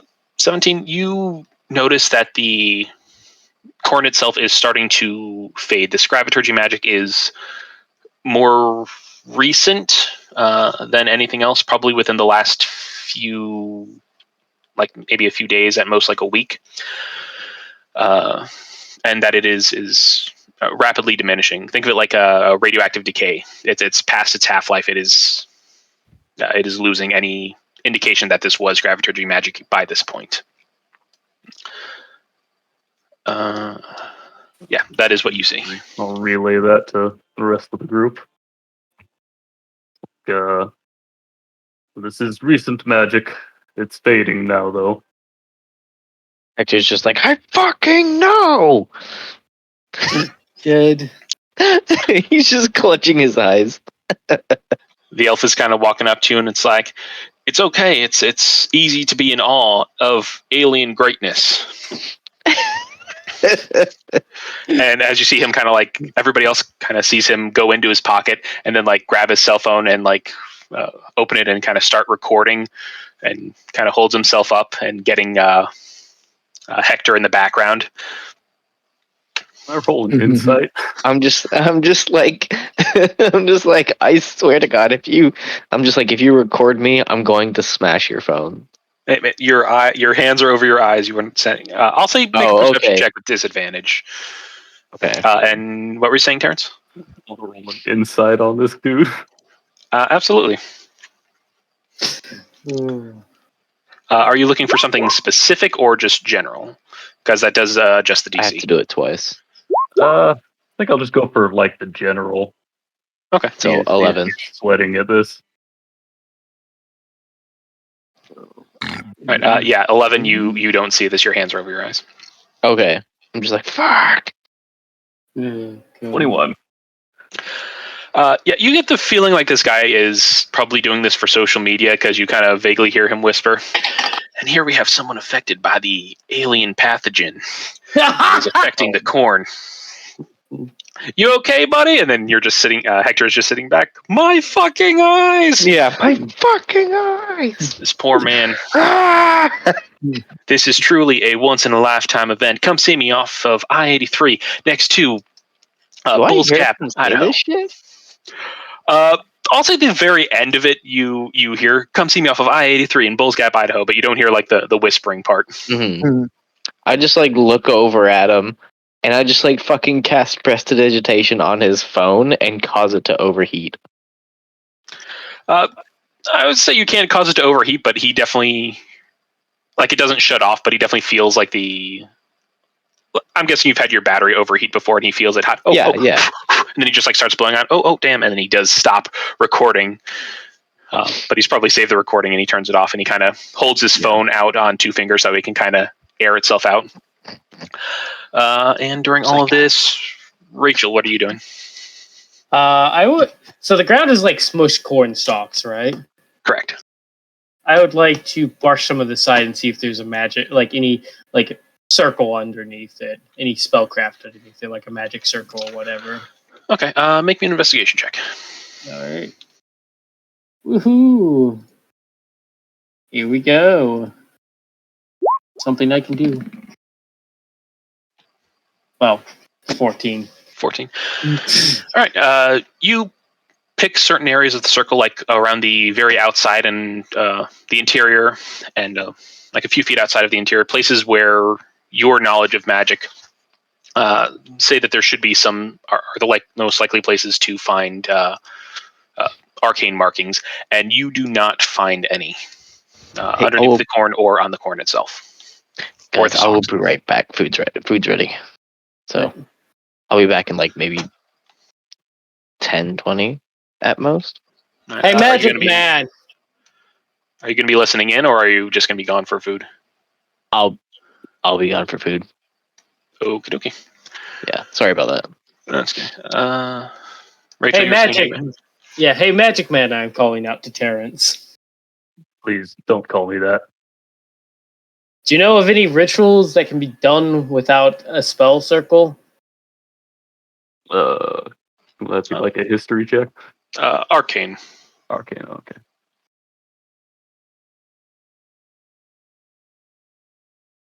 Magic Man, take me by the hand. 16.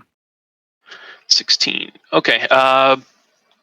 There are spells that can be done without rituals, but they tend to be the weaker spells, like the spells that you can do.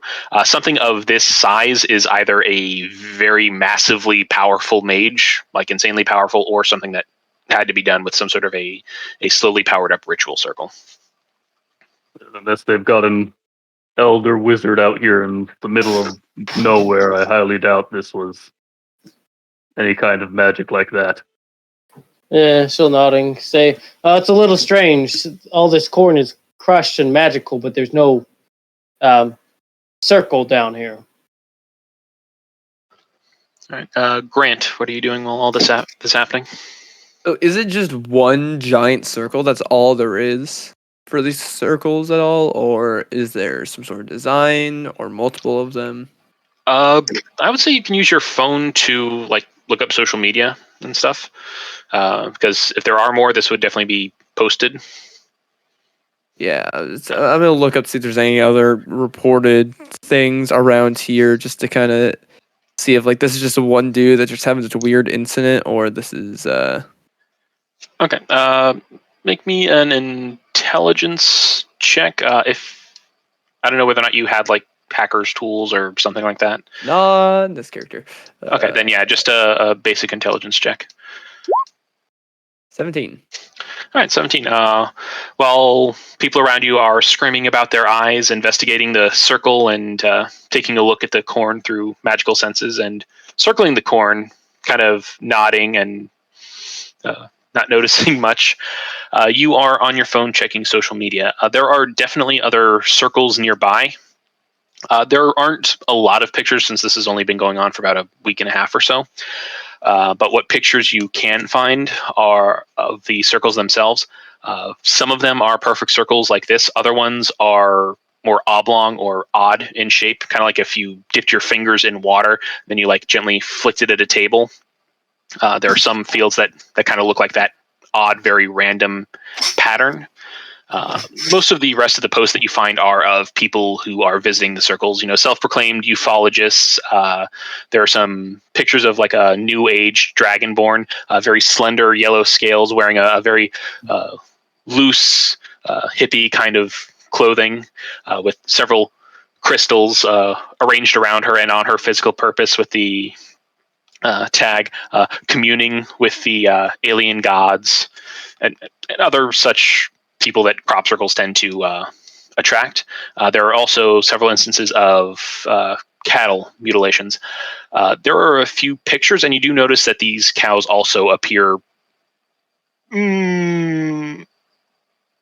Yeah, there's not much that you can really tell from the pictures. You do know that they were probably killed by something. It looks like just from the pictures alone, it looks like their legs were broken. And that they were. Are the other images of the crop circles, like, does it look like it's the same, like people like taking pictures, do you see like it just smushed, or does it look like it was flattened? It looks like it was flattened in each situation, whether they are the perfectly circular ones, or whether they are the more oblong, odd-shaped ones. And this is one they were smushed, right? Yeah, they've all been smushed the same way. Okay, that's what I was saying, because you were saying like flattened earlier, how like people IRL do like boards and stuff like that. That's the same if it was like flattened or it was like graviturgy-esque. Oh yeah, no, all of them are graviturgy-esque. The only difference is the shape of them, the outer shape of the crop circle itself. And looking at it, does it seem like there's a pattern at all to this? Looking at dates of posts and stuff like that, does it look like it's going in a line, a circle, or it's just really sporadic? I'll say make me one more, and I'll let you write on that intelligence check because it's all kind of part of the same thing. As you start looking at the posts and you start looking at creating a basic map of it, it does seem that they are all centered around one farm called Callahan Farm. The Callahan Farm is in the middle? Approximately in the middle. Okay. Like they all seem to be centered around that in some degree, and it seems to have a higher concentration around that particular farm. All right. I'll ask the farm. I was like, have you heard of a place called Callahan Farm? Do you know one of your neighbors or something like that? Oh yeah, he's my neighbor. He's about 15 miles that away, and he points about southwest.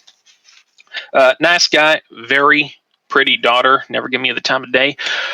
But yeah, they've had a few crop circles as well, though not as amazing and pristine as this one here at Vandred Farm. But I mean, if you're still interested, I could maybe set up a meet and greet for maybe 2 or 3 more gold. I mean, they're 15 miles that way. You just give us directions. I appreciate it. But I think He kind of pauses in his mouth, and he kind of looks up. Oh shit. Um, I think I have another lead if no one has anything here. Yeah. well, I mean, do you have any cows? Can I talk to them? You can what? And he kind of looks at you and kind of looks at everybody else to kind of get confirmation that this is like a genuine question. There's a off look on Grant's face, but it's like it's there for a moment, and it's kind of like an accepted, like, yep, that makes sense. That I guess that That tracks. Rachel's gonna do the same thing as Grant. Yep. And no he kinda, explanation given, just the question. the elf kind of looks at everybody and then kind of looks back at you. Yeah, sure I do. That'll be 2 gold to talk to our cows. I feel like you're really riding this price thing on. Hey, man, we all gotta make a living. You Wait. said you were here for a job or a company or something, didn't you? Have any of your cows been killed recently? Oh, yeah. Yes. Caroline. Then I will give him the money that he requires for this. Oh, can you Alright. write up another receipt? He's going to ask 2 gold. And then he kind of, all right, fine. And he writes another receipt very similar to the first. As you hand over the 2 gold banknotes. Yep. That's another thing. Gold is like actual physical paper. Silver and copper are the actual coins still. Just for a nice little modern day feel. He takes it and then he directs you further west. Does that mean a platinum is $100 bill in this world? Yeah, about, what is that, 100 gold? It's closer to like 500. One platinum is 10 gold. 10 gold, yeah, you're right. 10 gold, yeah, about $100, give or take. 60 to 100, somewhere in there. Awesome. All right, so he... You would get platinum stacks instead of $100 bill stacks. Yeah. All right, he takes you west through the cornfield, and again, everybody stay close, stick with your corn buddy. How tall is this corn? It's maybe 6.5 feet. It's at the peak point. They're probably planning on harvesting it very soon, which is more than likely how they even spotted it in the first place. Okay, I was just curious. I was like, so I'm basically like on some of these stocks. I'm kind of like hitting my head, and so I'm I'm thinking like 6'1" or 6'2" or something like that. So it's just like they're top where I'm just kind of hitting some of the stocks. Like, oh, come on. Yeah. As you walk through, pushing your way through the corn, he takes you to a large metal barn. And off to the side of the barn, you do see a corpse of a cow that's kind of been roped off by probably by the farmers themselves. Mm-hmm. Over there, we got poor Caroline. The aliens got her about 2 days ago. Oh man, she was a good cow. Why haven't you harvested her for meat?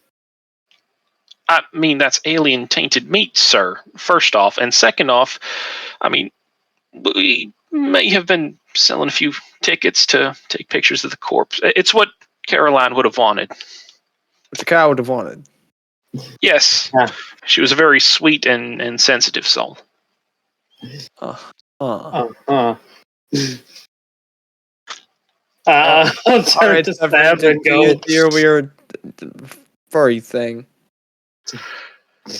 So if you want to talk to the cows are in the shed. If you want to go take pictures of a dead cow? A sweet, yes, of course, a cow viciously mutilated by aliens. It'll be 2 silver per photograph. Huh. I will give him 2 silver to go. Actually, I don't think I have silver on me, so I guess we're going to have to make the most of it. We're going to pay a gold to him to go investigate this cow. Can we get a receipt for that guy? Can we at least do these all in one transaction? One receipt would be easier.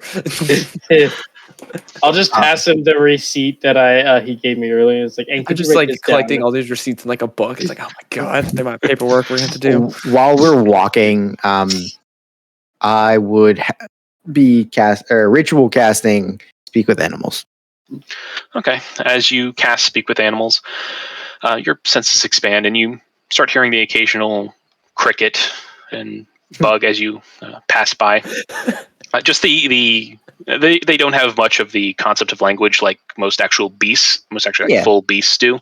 Just like little things, food, water, hot, cold. You just hear like a bunch of cicadas. You're like, oh god, oh no. Live and mating calls. I was gonna say it's like, hey baby, I'm over here. Just randomly as you pass. Check out these legs. See the thorax on that one? as you we'll do Rachel first. You want it? Well, actually, no. Sev, you were the one who asked to see the cow in the first place. As you walk over to the barn, as the elf is making the transaction with Rachel and dealing with Grant and the adding receipts, you step into the barn. It's not very well lit. There's just a few of those strip lights on the top. And as you step inside and you get in range, you hear the cows kind of, a lot of the cows talking about kind of panicking, saying the same thing. Oh my God, where's Jessica?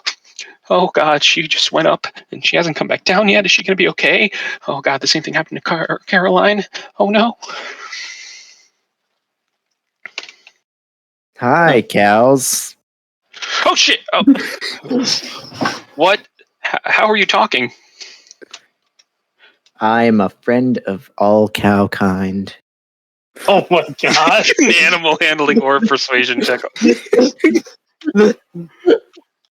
Oh, Good choice. Oh, cow kind. His Musona. God. 12. You talk to a brown cow off to the left. Yeah. And it just kind of looks around and kind of, oh, thank goodness. Did you see Jessica out there? I did. That's why I'm here talking to you. Oh goodness. Is she all right? No. Oh no. First Caroline, then Jessica. Oh my God. Is it just a cow?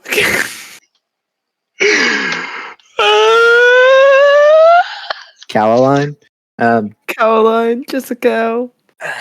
So, The names what are now. exactly Jake has Cow. been happening around here? I need answers if I am to help you. Well, at first it started with poor Caroline. They still got the body out there. Can you believe it? Have you ever seen a dead cow before? Oh No, God. never. I know, it's horrifying. One day she was out in the field just nibbling. She had this really nice patch of grass. She would nibble it down, wait a little while, and let it grow back, and then come back and finish it off again. Oh, she loved that patch of grass. But one day, she just kind of started floating up in the air, just about half a hoof length at first, and then she just got higher and higher. She was so scared. She started mooing and mooing for help, and no one would come. She just went higher and higher until she disappeared behind a cloud. As this brown cow's head kind of mimics the motion of her looking up at the cloud, and then jaw kind of hangs open in awe as she looks straight up. Then, a little while later, we tried to moo to get help, but nothing happened. A little while later, we just heard the most horrifying.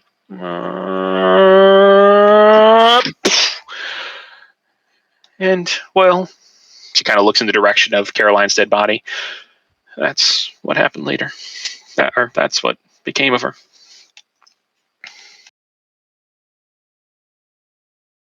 Did you happen to see if she was floating towards anything in particular?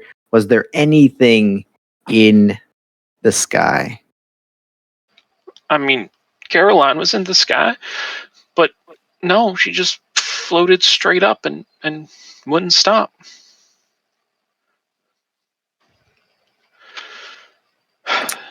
And Jessica, the same thing happened to her maybe half a day ago. Oh, earlier this morning, I guess. She just sort of floated up, same as her. Where'd you find her body? Out in the field. Oh God! Who's gonna be next?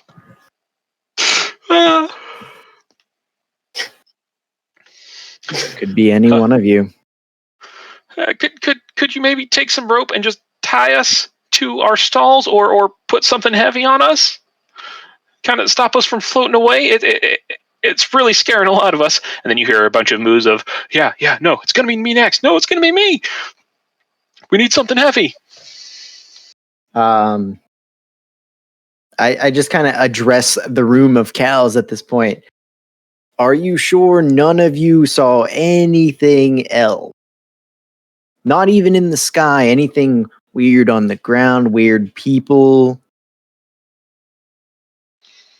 They all kind of look at each other, and then one in the back kind of moves up and says, I heard a massive smashing sound in the field.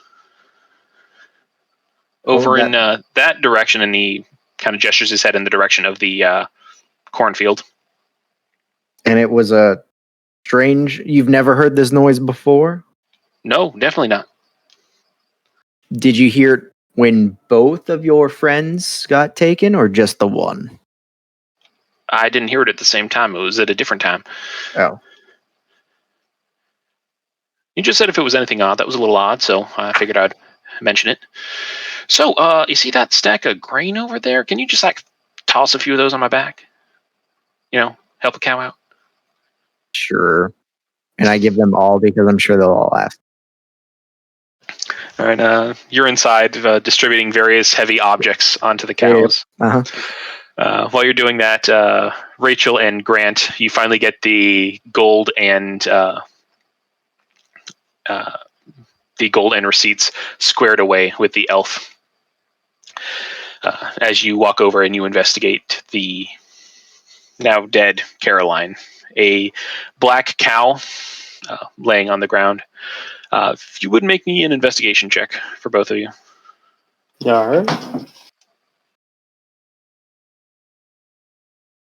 By the power of investigation that I should have got a double proficiency in. Oh, yay, 17. All right, Grant, you got one? Unless you're going to be doing something else. No, I can. I was gonna say, I was gonna look at the cow and see how exactly it looks like it died. Okay. But yeah, you can either roll your own investigation check or you can give Rachel advantage. Wait, are you proficient in it? I am not. I was looking. I didn't know if it'd be more survival. Oh yeah. How? Yeah, I'll say you can roll the survival version of it. Okay. 18. All right. Okay. You both go up and you examine this cow. The two of you notice that its legs are completely shattered and in multiple places, consistent with a fall from a very, very great height. The shoulders of this cow have actually been pushed up into the body to the point where now the elbows of the cow are only like an inch or two outside of the body. The back of the cow is broken. Most of the bones on this cow are broken. Some of them are sticking out of the skin itself. There are insects buzzing around, kind of picking at it. And you notice that there are actually a few insect repellents around there, as well as a scent of insect repellent. They've probably bathed this cow in it to get rid of the bugs Like the hanging flies around. and stuff Yep. going all over it. And there are a few pieces missing where like a buzzard probably nipped at it. And there is also the cow is sitting in a little bit of a ditch, again, consistent with a rapid fall or rapid impact. It's ground beef. Indeed it is. All right. And while they are doing that, Terrence, what are you doing? I'd probably be... If the detect magic I had going was still rolling, I'd probably be looking at the cow, seeing if there's any magic around it. Okay. Make me another perception check. All right.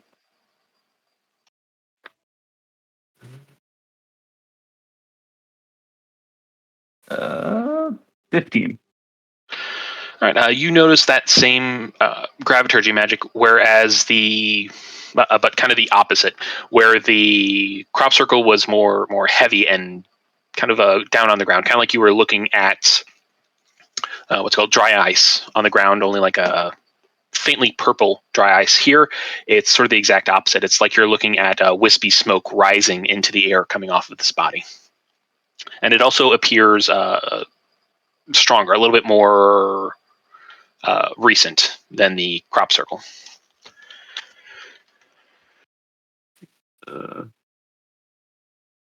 Do we know which came first, the cow or the crop circle? Based on just detect magic alone, without having spoken with Sev yet, you can guess that the crop circle came first and the cow came second.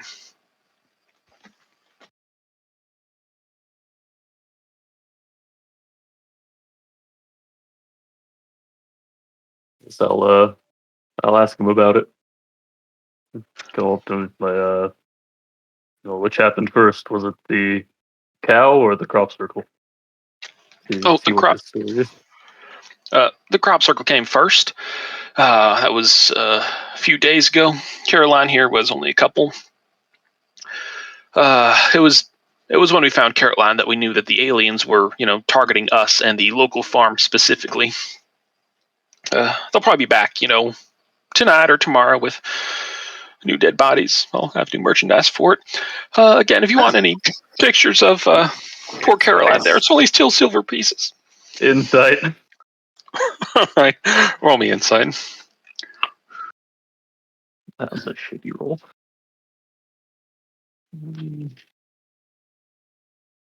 18. A shitty roll and then 18. I rolled a 9, but double. You didn't see I rolled really well. Yeah. You get the impression that this is that so far what he said is accurate. The circle and the cow are both true events, but you're also kind of getting a slightly skeevy sense from this guy, and that if something new doesn't actually happen, it may get manufactured artificially, but these are actually genuine. And he's also just trying to drum up interest, hoping that word of mouth will spread. So there might be another dead cow. More than likely, there's going to be another dead cow in the coming days, regardless of aliens or otherwise. Good. Yep. And Sev, as you finally finish putting all of the heavy materials on the cow and you step outside, make me a perception check. Perception check. And you will do 24. All right. As you step out of the barn, the cow smell fading the further you get. You notice the clouds dancing on the grass around you, the fresh air of Idaho. It's a nice change. It tickles your sense of nostalgia. As you breathe deeply, you lean your head back and you open your eyes and you see a small speck up in the sky. Kind of have to squint your eyes. It's behind a cloud. As the cloud passes, squint your eyes against the sun, kind of use your hand to block it, and you see that it is a cow about 800 feet up in the air with a rope attached to it and someone dangling off of it. And now that you see it, and you kind of tilt your head and cup your hand behind your ear, you hear, "Help! Help!" Oh, God. Hey, up there, look. What? I look up. If you look up, and it takes you a second to notice it because it is just like this small speck in the air. But once he points at it directly, and you kind of guard your eyes against the sun, you see the same thing. You don't hear him. I'll say anybody with a passive perception of like 16 or higher, you can faintly hear the pleading for help now that you're looking for it. Is that a cow? I think so. What? The elf looks up. "Oh shit, Daddy! Daddy! Oh shit!" Any of you can fly. I'll take the silence as a no. But wait. What about your? Shit, he's not here. The little hummingbird bullshit. I take the bird and I just throw it up in the air. Make me a contested dexterity check to try to catch this bird. Is it dexterity or is it athlete for a grapple? Yeah, you know what? I'll give you athletics for this one because it is technically a grapple. 24. Yeah, it did not beat that. It does not have very good stats. You just grab this hummingbird out of the air. It is surprised by this passing that all of a sudden grabs around it. And you're like, Go take a look at it. You hear like a little squeaky, wee, and then you just fling it at. So is it like an illusion? Like I go to grab it and I'm like grabbing it before I even expect? I don't know what he has on it. They're both tiny creatures. Just the gazer is a little bit wider. That's yes, what I'm saying. Like I go to grab onto it, and it just like it squishes earlier than I expect. Yes, it is an illusion. About a baseball-sized, fleshy creature with little eye nubs sticking out of it. Oh, that feels so weird. Yeah, I just yeet it in the air towards. You just throw what feels like a floating ball sack into the air. I do like a wind up toss as I fling it as hard as I can upwards. You hear like whee as it gets further and further away up. And it kind of rights itself and looks back at you. Kind of squints. Then it kind of looks back up, looks to Hector. Shoot towards it, like go. We have phones, right? Yes, you do. I'm going to pull out the phone and just use the camera to zoom in on the cow. All right, you zoom in on the cow and you notice that this is a more of a whitish gray cow. And there is a rope around the midsection, and dangling from it is a blonde-haired elf. It's kind of hard to see facial features, but the general attire is very similar to the elf that you have been speaking with so far, whose name you don't have. But he is standing there shouting, "Daddy, it's okay. We'll figure something out." And he's kind of looking around, looking for anything he can do, and just not knowing what the hell to do, just kind of running back and forth. Like, what do you suppose? Hey, Grant, there's a blonde-haired elf up there as well. I can see it. So, like, I'll pass him over the camera. Yeah, I can see that. I don't know what to do about that. I can't fly. I can't fly either. I got a gun, but I could shoot the rope, but that's just gonna make him fall, and that's not. Yeah. Did you want him to look like that as I gesture towards Caroline? Nope. That's what I got though. Other than that, let's see. Yeah, no, we just. How high up are they? How high up? Like he said, like 600 feet, right? He said 800. Yeah, about 600 feet. Yeah, like 800 feet. It's actually surprisingly hard to guess something's height without some sort of point of reference. So you're guessing about 600 to 800 feet. Yeah. All right, I'm back. My apologies. Okay, can you fly? You missed some shit. Okay. Okay, they exited the circle. They headed towards a cow shed where all the cows were. The cows informed them that one of the cows, Caroline, who was currently sitting dead outside of the shed, kind of lifted up randomly and then came falling down and died due to impact. And now their other cow, Jessica, is missing.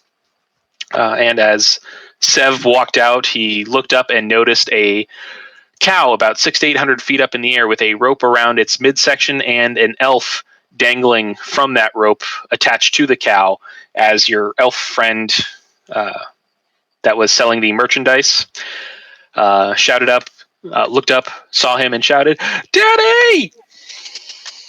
And now they are trying to... then Grant grabbed your familiar and yeeted it towards the floating cow and elf. And that's about where we are now. Jesus. I just tell him, like, go look! Do something! You know what I will do? I can do this up to a number You can do with one or more creatures you can see equal to your proficiency bonus, so that would be a 2. So, guess what? I'm going to go speak to Dandy. He's calling him Daddy. He said the daddy. Father. Oh, Daddy. Yeah, Father. And he's 600 to 800 feet up in the air. Just Yeah. I'm going to connect him with who wants to be the other person. Because I can connect up to like 2 people to me, and we can just I can be like a cell phone line.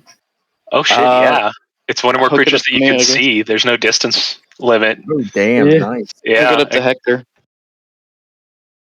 Hector? All right, Hector. Yeah. I'm putting you on the line now. Welcome to the call. Thank you for having me. Today we'll be talking about. I'm going to connect up to the blonde elf man and go, this is Rachel from the ground. I have connected you up to another person, Hector, and I will relay all this to Hector because Hector can relay through me. We are here to help you, and can you give us some information about your situation? Like, how did this happen? make me a general charisma check to be soothing, and so he won't let go. I'm gonna give. I'm gonna roll for him. Oh my god. I have only a 1 in charisma modifier. So here we go. Oh, 19! Fuck yeah! I can't give him mine, can I? Nope, that's only for me. Oh yeah, that's right. You guys still have inspiration. Okay, let me roll this guy. Yeah, he hears you in his head, and you see him. Everybody sees him drop down by like a foot. Then, what's happening? Wait, this is warn people before you the do that, alien man. dude, right? You gotta warn people. Is this, the aliens? No, the alien could you- guy, like the alien seller. That's his dad up in the Oh, air. his dad. Yeah, which Yeah, one are you okay, connecting with, Rachel? The floating guy or the guy on the ground that's been selling you shit? The floating guy. Okay, just checking. Okay. Yeah, he goes down by about a foot. Is this the aliens? I am ready to phone home and be returned to the ground, please. I will Oh, be completely subservient to whatever alien overlords you deem necessary. Just please let me down. I'm just like Rachel. I got this. All right, This is the perfect opportunity. I'm not letting this slip away. Wait, Severin. You said you could transform into animals. Transform into like an eagle or something and like grab him. So through the mental link, I'll be like put on my best alien voice and be like, we aren't here to probe your buttocks. Prepare to be boarded. Oh God! No, and then he's kind of like trying to clench his butt cheeks while climbing up higher on the rope. No. Rachel is going to face palm. Whatever you're saying is freaking him out. What do you? Oh, Rachel will turn and You just tell see Hector Dad. maniacally laughing. I'm gonna give him one more roll to see whether or not he drops. Oh God. He fucking just barely hangs on with the 10. Oof. I'll be like, you better hang on. I'll be like, you better hang on for your life or you'll die. Unless you want the probing. No, I'm gonna try to scare him into holding it. No, and then you see him kind of like manipulating his foot so he can like wrap it around his foot even tighter. No, I'm holding on. Just come on, just let me down. I don't know what I did wrong or what I did to draw your powerful alien ire, but I would like to be set down, please. You just have a very exquisite butt. My God. It has been said that you are thicker than a bowl of oatmeal. I eat my oatmeal. It's good for my heart. What is he saying? Rachel laughing his ass off. You do hear the response from the guy floating because he is now shouting. From 800 feet? Oh my God. Oh, he has an alien talking to him in his head. He is as scared as he has ever been in his entire life. Oh, if this had been a few hours earlier, there would be a trail of urine that you could use to find him. Oatmeal? What are you saying to him? Hector's just like, I said he's thicker than a bowl of oatmeal. You gave the mind Right. link to him.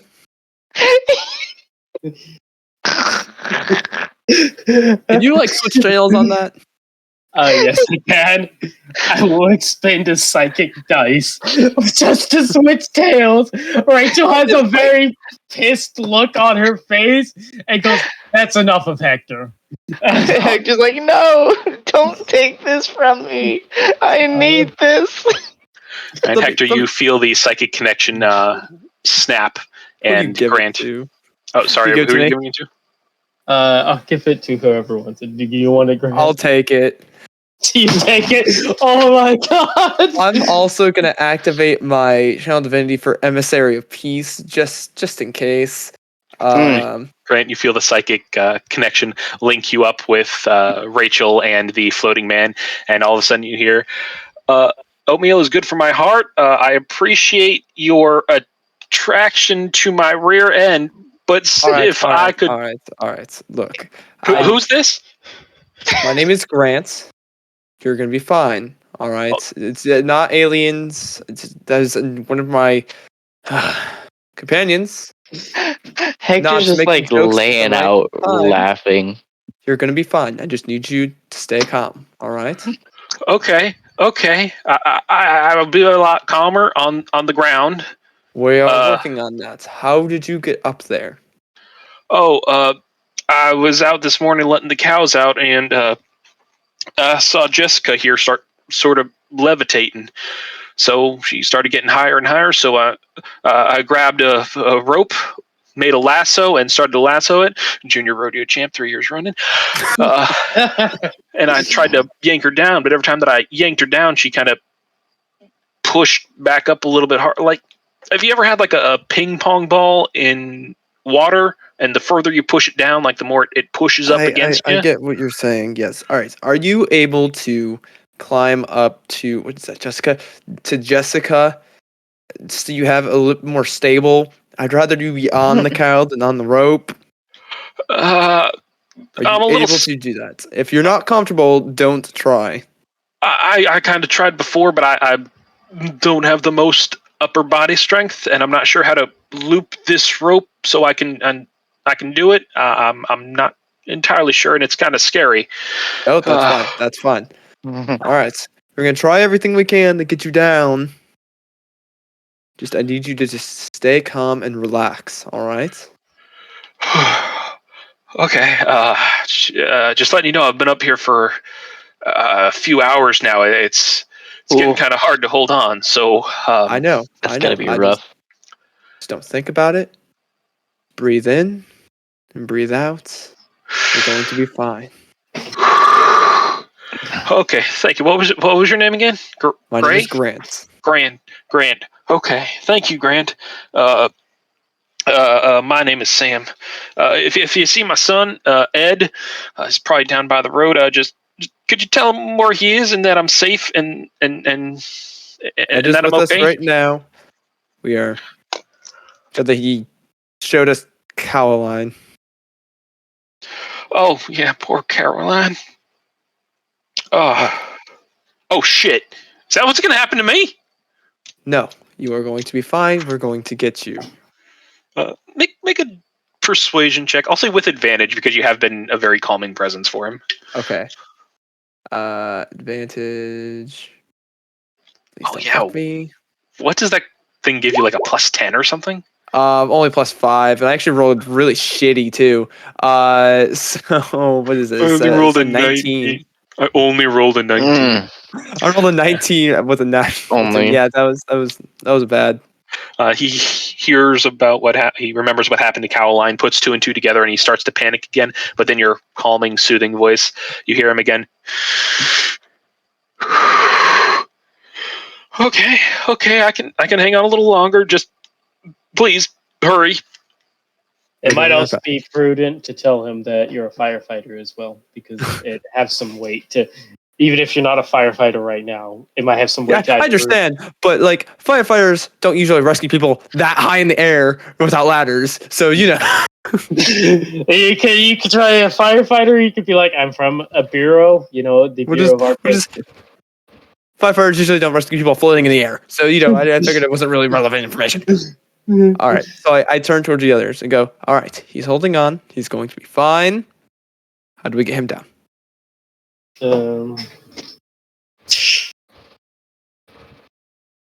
Would be willing to bet if we had a long enough rope, and if Sev could turn into a bird and fly that rope up to him, perhaps tie it on. Why can't you just turn? Yeah, just turn to a bird and go grab him. I don't think he gets bird form until later. I can't. I know out of character. Yeah, I'm just like, yeah, put your fursuit on, man. Like, get one that has wings. What's wrong with you? You stick a from animals. Just do a bird. Look, I haven't really practiced with it. I can't fly, okay? I can't fly. What do you mean you can't fly? What kind of furry are you? Does anyone have Mage Hand? We could use that instead. What is Mage Hand? I've got this like really cool thing called a familiar. Okay. Let's use that. Well, actually, I'm not sure. How well can you control it again, Hector? I mean, I can give him orders, but like when I'm not giving him orders, he just kind of acts like that. And he just points at like Blink, like tracing around a field mouse. Terrence, do you have any spell that might be able to help? Like if he's falling, or to fly up there, or to slow. Do you have any spells like that? I have nothing prepared that could help. Out of character, do you have Featherfall? Out of character, I do have Featherfall. In character, I didn't prepare it. You didn't prepare it, damn it! We're in a flat field. Why would I prepare Featherfall? That's fair. Every time that I've ever needed Featherfall, I've never had to prepare. So you always had to prepare. Yeah. It's so funny. Hector's just like, well, I mean, I could help, but like, I mean, I don't like if he falls. I mean, I could put him out of his misery before he hits the ground. No, stop. What? He's not going to fall. I mean, what would you rather do? What would you rather die from? Like splattering on the ground, or just? I'd rather he didn't die. Bullet through the brain? let's put that in a box far away and then kick it out the door, and we discuss some good ideas. As all of you are talking, you see that the elf that's been trying to sell you stuff, whose name you now know is Ed, is kind of running around, Daddy, it's going to be okay. He's probably not yelling loud enough for the guy to actually hear him with the high wind up there. But he's like grabbing like every bucket and soft like sack of grain as he runs into the shed. He's like, "Why are these all over the cows?" As he grabs like several sacks of grain, puts them out. He's trying to measure where his dad is, and it's like starting to pile stuff in the field underneath where his dad is. I'm gonna let you know, Ed. Look at me. What? I need you to stay calm. All right. Putting down things like that from that height isn't going to do anything. We need a way of making him descend down. Slowly. I need to do something. Ed. Just like, bro, like putting grain under him like that is about the same as putting rocks under him. Oh, then what would you have me do? My dad is grain under him. He's hundreds of feet up in the air. I have to do something. Tell me what I can do. Go in your house and stop panicking. A very long rope. I'm gonna Google. Is there any like hot air balloon places nearby? That's a good point. That's a good question. Google it live. Hot air balloon places in what is it? Southern. I know. Hector's just like, wait. I think we all forgotten a very important thing. Why don't we just call 911? Look, we're seeing what paranormal, and then we go into. Look. Ed is going to like slowly look at you. So my idea of grabbing grain was a bad idea, but yours of call 911 because they have some sort of magical ladder to prevent my dad from getting squished by a cow as he plummets from the sky. Well, no. Grain my is idea. Better. Grain. I'm just like, we need a long ass rope. I'm just like, well, I mean, The cops have the authority to tell the like hot air balloon people to get their asses over here. We don't. Yes, you do. You are a federal agent. Oh yeah, that's right. We're federal agents. I have returned. Have you killed the man yet? We have not killed him yet. Okay. So, is there anything for hot air balloons? Good question. Let me check. Fucking Google Maps that shit. Like, Oh my god. Google, man. I'm just like thinking of ideas. I'm like, man, I got an axe. That ain't gonna help in this situation. You know what? I can pull out. It could after the fact. I can. Pull Oh shit! out There's from like my- a giant. There's like a giant cluster of them, freaking right near How far? where this How is. far? We're talking like within like 15 miles. Holy Oh shit! my god! I know. There's like a giant cluster of them. Boise Hot Air Okay, Company. here's Idaho what we're gonna do. How long does your little mental link last? Oh, hold on. I need to roll my proficiency dice. So hold on 1 second, which is a D6. Not my proficiency die, but my psychic dice. By the power of magic, it lasts 3 hours. 3 hours. Okay. Ooh. All right. I think I have an idea of getting you down. Just try to hold on. We should have something coming, hopefully pretty soon. Okay. I think I can hold on for that long. I know you can. You have to just believe. All right. Right. Believe that I won't plummet from the sky under a cow. How did I get Are into you my sincere life? with me? He's saying you're going to be fine. It's unfortunate I can't link you up, but he says you're going to be fine. All right. Who said that? Your son. Oh, thanks. Just tell him not to worry. That I'm strong as an ox. He knows that. Will do. You go. All right. He's okay up there for now. He says he's strong as an ox. He's going to be good. All right. I'm gonna talk to the son. Yeah, it's my daddy. He's always been really strong. Okay, I'll go get everybody that rope. It's not really a single long rope, but I can tie a bunch of rope together. Is that fine? I'm really great at rope tying. Daddy talk. Do what you do best. Yeah, that's probably a good idea. Yeah, I'm good at tying rope. As he runs off to grab the rope. My daddy was a junior rodeo champion 3 years running. I know how to tie a rope. I heard. So, all right. There's some hot air balloons nearby. We can go up and get them. So Okay. let's All right, go. Who's traveling to get the hot air balloons? Who's doing what? We can just call them and tell them to get their asses over here. I will travel, and so wants to come with me and call them on the way, basically to start getting the shit ready. I'll go with you. Yeah, I think Rachel should stay here because she's the basically if she gets too far away, like at the range for the psionic Yeah, stuff. you're able to communicate, so you stay. So who said they're coming with? Hector. Hector? All right. Sev, where are you going? You going staying? I'm gonna stay because it makes more sense for me to stay around the animal. Okay, and Terrence, how about you? Gonna stay. All right. So Grant and Hector, you make your way through the Running field. back. Yeah, make me a survival check to make it back through the field. Okay. I can just look through my familiar's eye and above the field.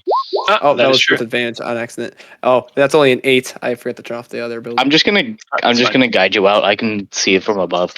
Yeah, you do start kind of going off. I'm like, no, get the over wrong here. direction. Grant. Yeah, Hector grabs you. Using your familiar senses, you are able to get yourselves back to the small, thrown together sales storefront. Get back into the van and get back on the moment highway. we like clear out, like I just start like running a lot faster. And you're like, wait, hang on, slow down. Yeah. Like, I have slightly speed up. higher movement speed, so it's just. All right, who's calling the hot air balloon? Hector, place? you can call while I'm driving. That way, I can try to get there a little faster. That All right, I'm just like, you've never. I'm just like, that's not fine, illegal. okay. I'm like, when have I ever cared about that?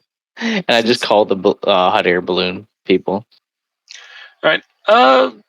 You call the hot air balloon people. Make me a general persuasion check so we can kind of fast track. I should have done it. No, I'm charisma based, homie. I'm like fully charisma based.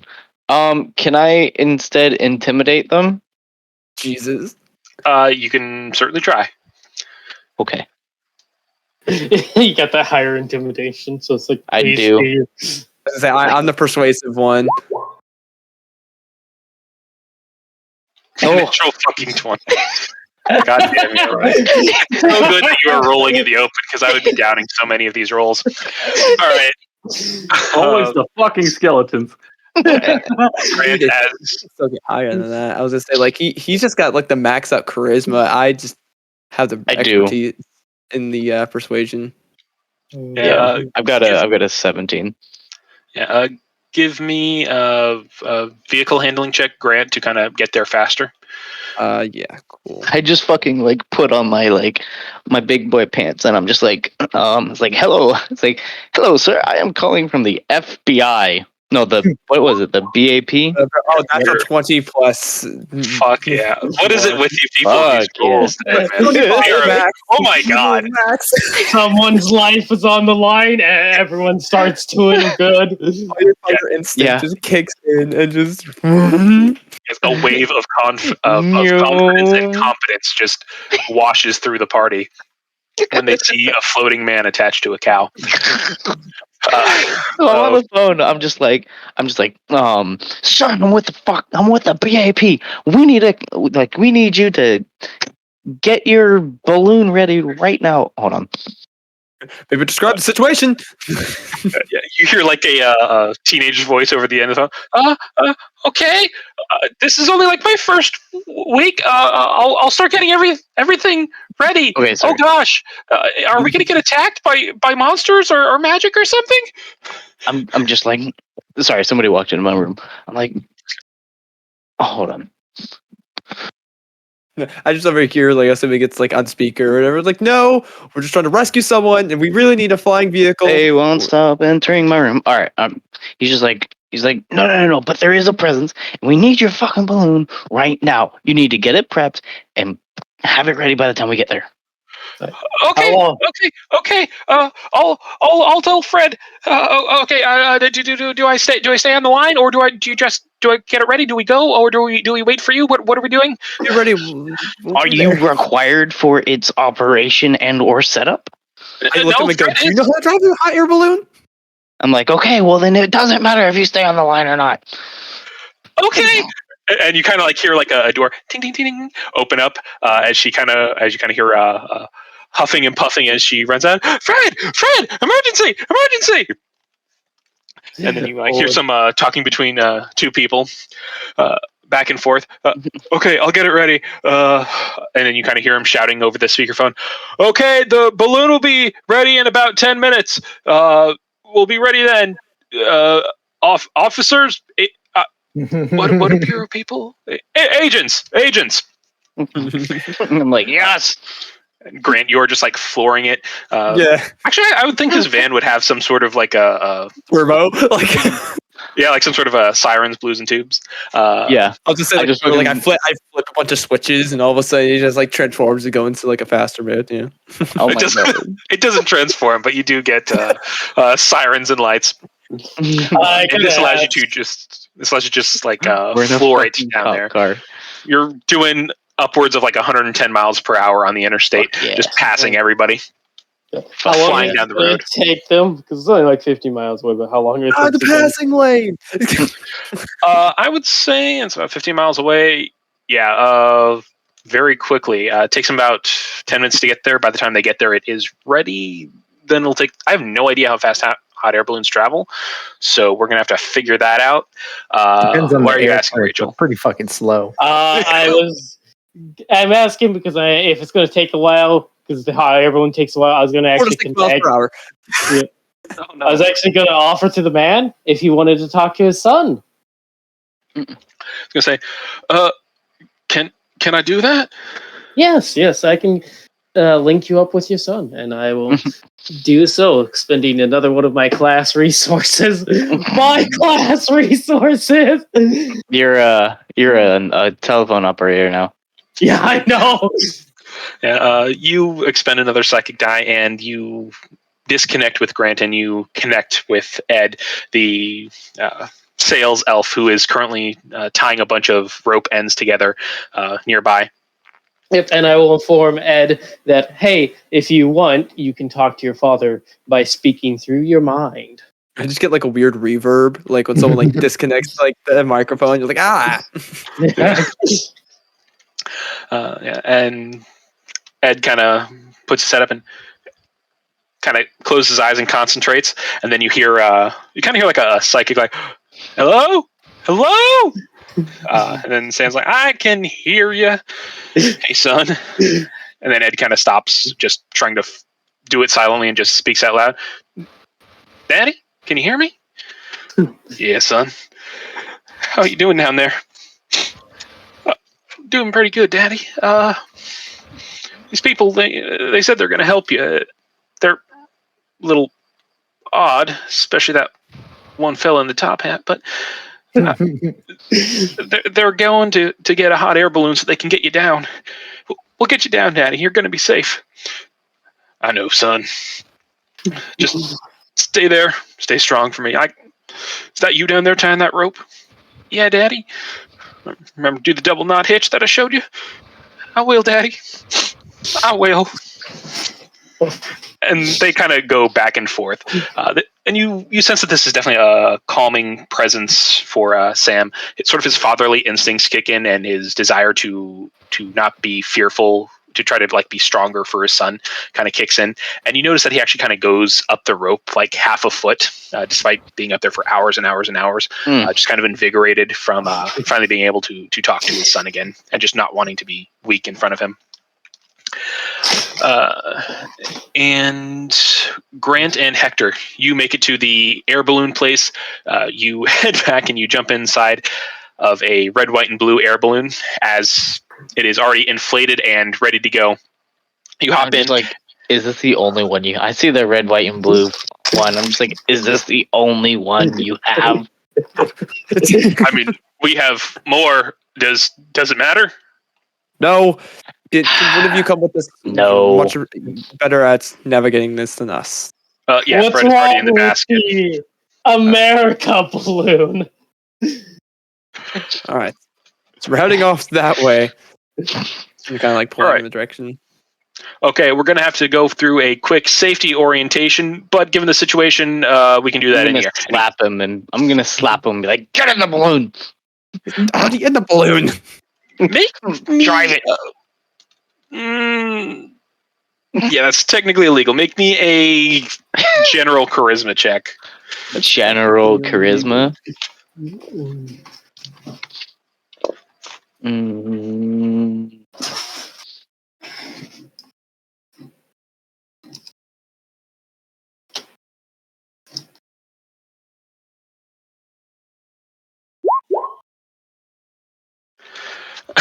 All right, you slap him. He goes, oh, sorry, emergency. And then he pulls the... Don't slap me. You can drive the van back. You can drive the van back. I'm just like, oh shit, the van. Yeah, you go. Go. You're already like a foot or two off the ground. I'm just like... I pick him up. You know what? I'm just like, you know what? Speedy Gonzalez, you do it. And I just like start trying to push him out of the fucking basket. You're just trying to push me out of the basket? Yeah. The strength-based talent. All right, make me contested athletics checks. Only an 18. Oh, wait, athletics? Yep. Oh, I just did a straight strength. Hold on. I don't think you can beat an 18. It doesn't do anything because you have to beat that. Yeah, and the first roll was a 9, so 9 plus 3. You try to start pushing him out of the basket. He just like squares his feet and shoulder, and you just like it's like trying to push a brick wall. He just like very gently picks you up, grabs you by like the collar, and just like flings you out. You fall I'm just, and like, giving him the middle finger. The half Goliath balloon operator is kind of watching this and kind of looking between the two of you. I think I'm going to need some sort of a badge or something now. As he said, I was like, I'm sorry about I'm that. starting to think that you people aren't actually federal agents. And I show the badge as well. I was like, and if it helps, I am a former firefighter as well. I'm sorry for the way he treated you. I'm just like angrily flipping him off with both hands. I sort of like rising now, like 10 feet in the air. Yeah. Yeah, the Goliath is kind of like rubbing his cheek. Yeah, thanks. But he kind of takes your... I give him like a lay on hand point just to like make it so it doesn't sting anymore. All of a sudden, wow, doesn't hurt anymore. Oh, that is amazing. You people really are magic. Congratulations, you've been relegated to Advil. And as you look at his cell phone, you look at he has actually Googled what do BAP badges actually look like, or like how to identify a real BAP agent. But he like turns it off before like he really looks at it. Once you do the lay on hands point, as you rise into the air with Hector flipping you off from the ground. Yeah, as we're going, I also explain that there's someone we don't know how magically floating in the air, and he's been holding up for a couple hours, and this is a very strange situation. I appreciate him helping us with this. And during this entire explanation, his jaw just like drops more and more and more, and he does like that slow head tilt of disbelief. Trust me, I get it. It's all right. It's just something that's happening. We're flying cows. Okay, sure. We'll do that. I guess you'll be compensated for this. I promise. You can, send a bill to the BAP. Oh wait, I hope they take credit. All right. So as you slowly putt closer to the, you slowly putt to the in the direction of the levitating cow and connected farmer. Sev, what are you doing back there? Real quick, while this is going on, I'll be right back. Okay. I probably want something. Right. Yeah, I think Sev has a kiddo or something in the background. All right. Yeah, I mean, honestly, not much. I'm not. I'm not one for helping this individual to calm down. I'm just monitoring the situation. You're just there. You're just like, all right. Yeah, I'm just like, I've got literally nothing I can do, so I'm just gonna hang out and just watch what happens. You do hear some cows from behind you. Hey, that guy, he stole my bag of grain. Could you give me another bag of grain? I pretend like I don't hear them. Hey, sir, cow whisperer, sir. Sir. And it's like a lot of them are, huh? It only lasts 10 minutes. So yeah, you're at the very tail end of this. He's like trying to, like, a lot of the cows are trying to get your attention. Like, they see that something is going on. It's like, hey, buddy, can he not speak cow? I thought you said he could speak cow. Then you kind of hear them muttering behind you as the voices, hey, can they speak cow? As the spell fades. Terrence, what are you doing during all of this?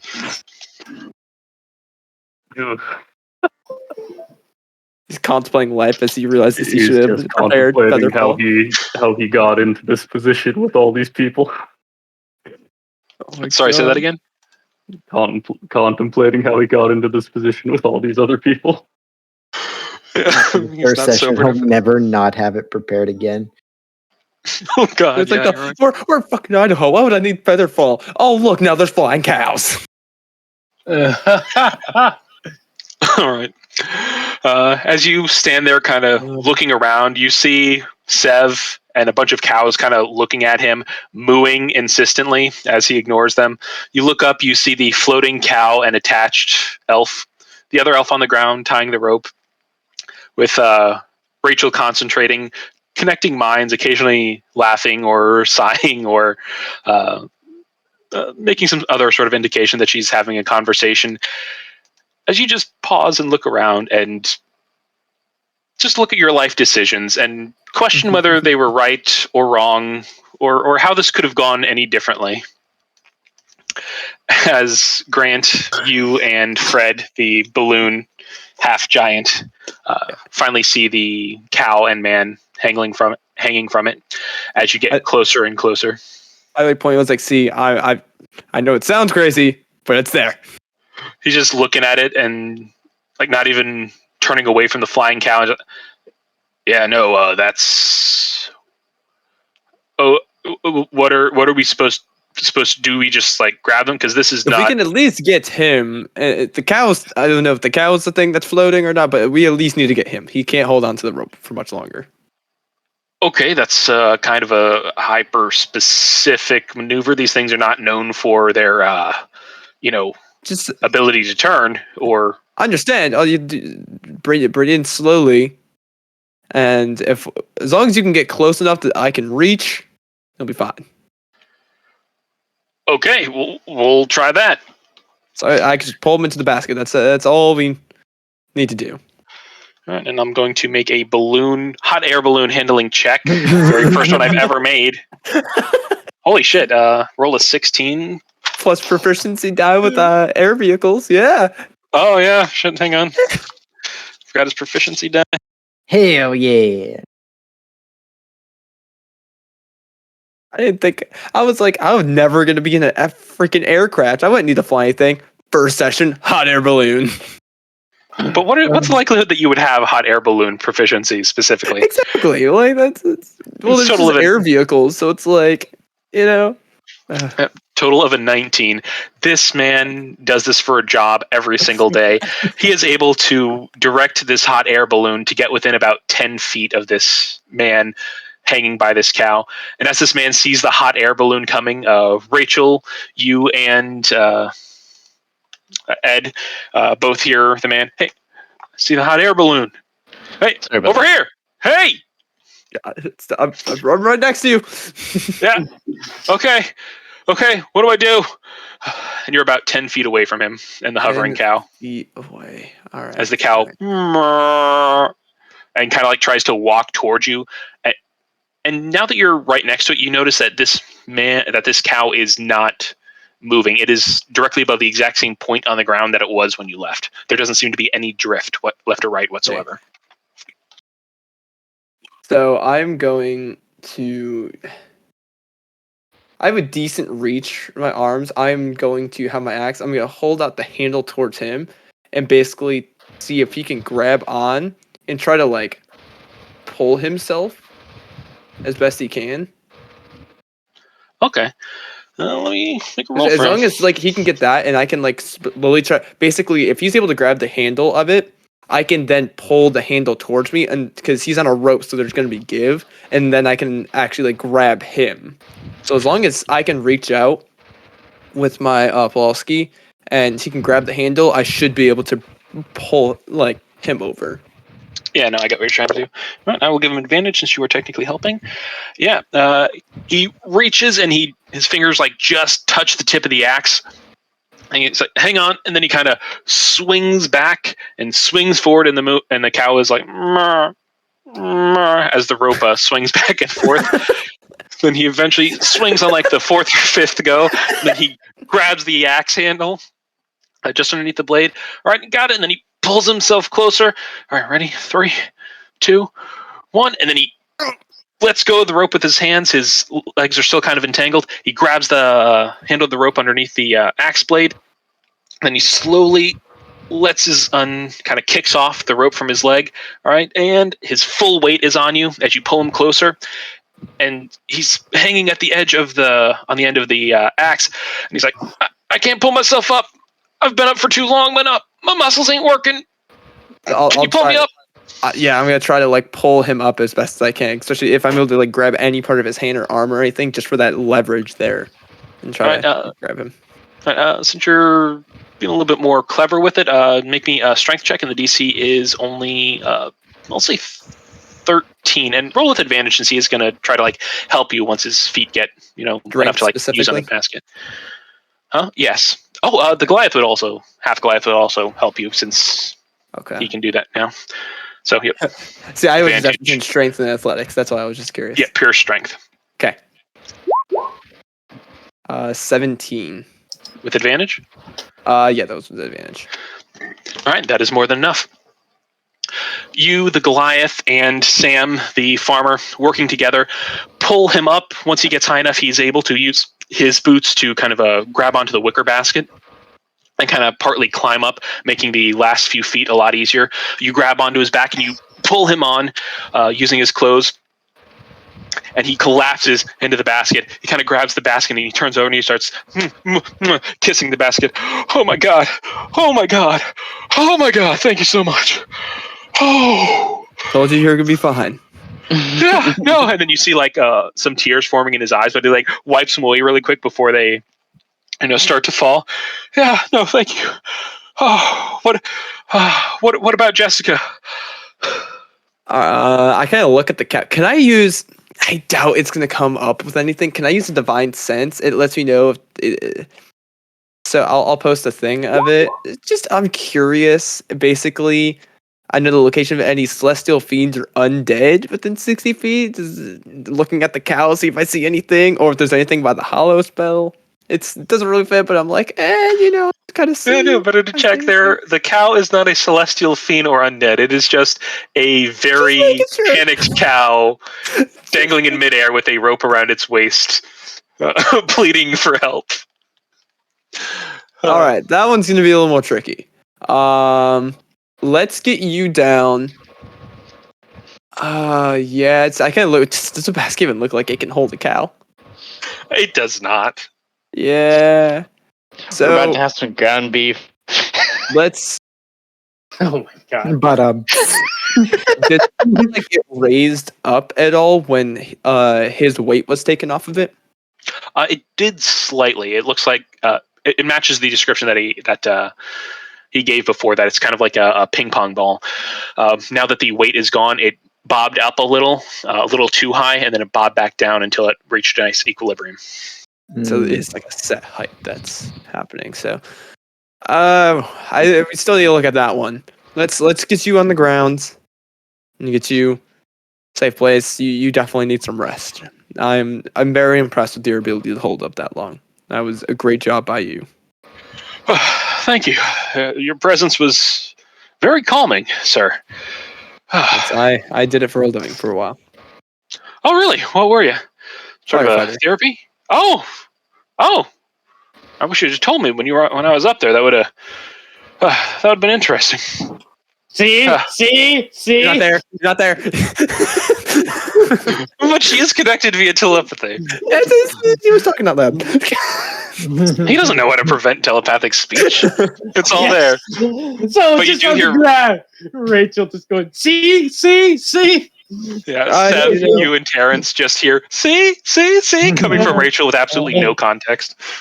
I like to solve everything without titles. I'd rather just action get done. So let's get you down.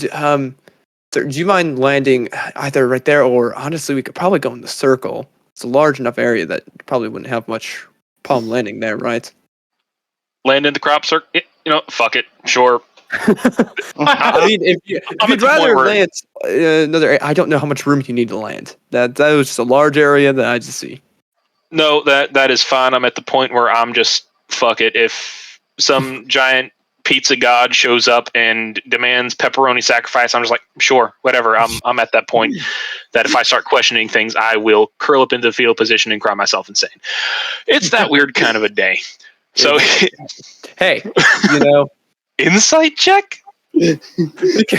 Yeah, sure. I literally didn't hear you. I was asking. B? Yeah. Oh, I didn't say insight. I was just like, yeah, that's I get that. Oh, yeah. So he puts the balloon over to the large circle in the field. Ed goes over, grabs his runs through the field, and he sees his father step out of the hot air balloon, and he just flings his arms around him. They both embrace. They both do that like kind of manly Russian hug with like the fists on the back and kind of pound each other on the back, and they're both kind of tearing up and like wiping him away.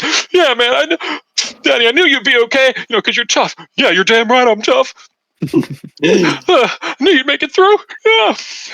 And they're just kind of having this reunion without trying to cry in the middle of it. Okay. As really all a touching moment. Yeah.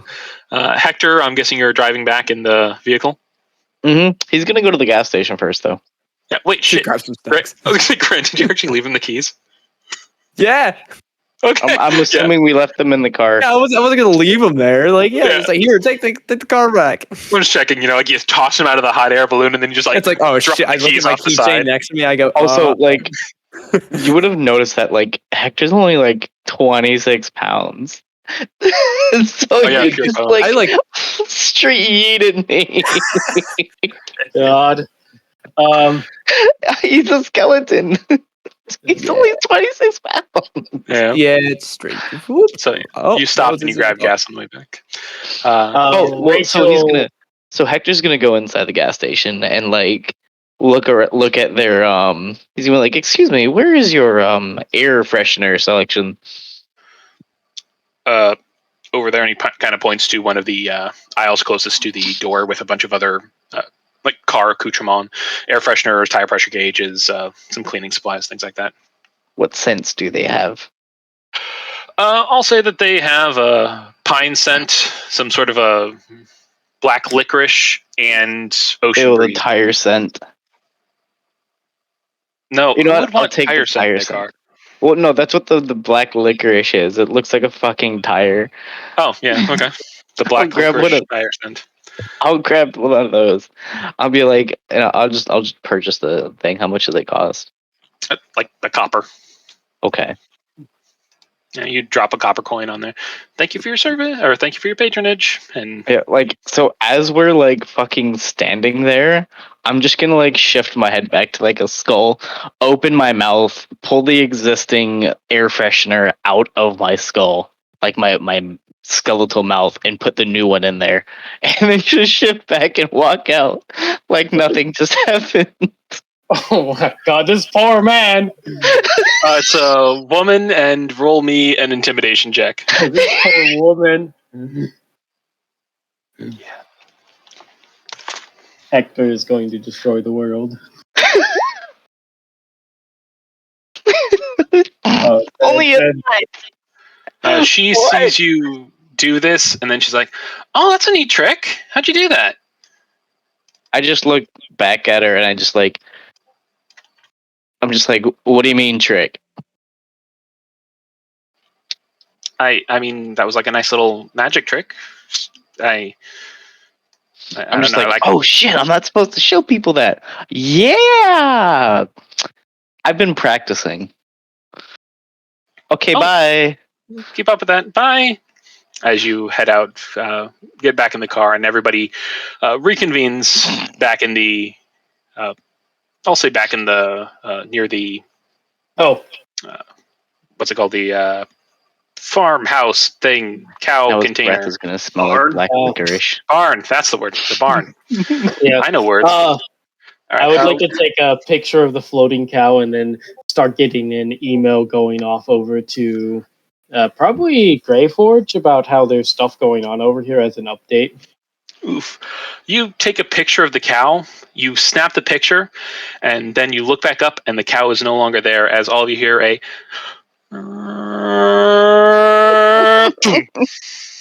in the middle of the cornfield. And that is where we will take our break. Normally I do this at about 9, but we were kind of in the middle of stuff, so kind of passed by. So I'll say about 10 minutes. So 25 after, we will reconvene with the ground beef. All right. Yeah, sorry for taking so many breaks. Like, I had to take the dog out, and then I had to eat. Like, I had to eat dinner, and then I had to take the dog out.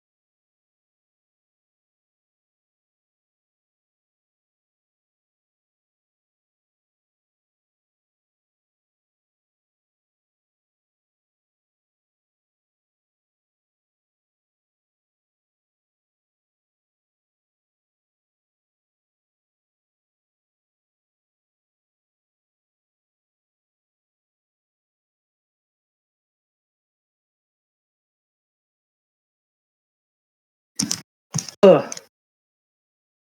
my, I come back to silence. Does it mean I'm the only one here? No? Oh. I'm here. I'm just watching YouTube on my break. On the break. Okay, I was just like, I came back and everyone was silent. I was like, oh, did Yeah, everyone die? I've got a fucking mini fridge in my room, so like I don't need to go very far for some soda. No, yeah, I hear you on that because I think my fridge is not in the room because it's a computer room, but it's like nearby enough the kitchen where it would be like a quick walk away if I wanted water. Yeah. Or soda. Oh yeah, no, like this isn't like a normal mini fridge. It's literally only this like big enough to fit 6 cans. So that is a small fridge. Yeah, it's a micro fridge, and it says Coca-Cola on the front. It's pretty great. That's cool. That's cool. It's Yeah. one of the Coca-Cola ones. I know what you're talking about because Coca-Cola made those a while back. And I got it at Walmart for $20 because it was like a fuckload of them there, and they were trying to get rid of them. Yeah, because they didn't fucking sell.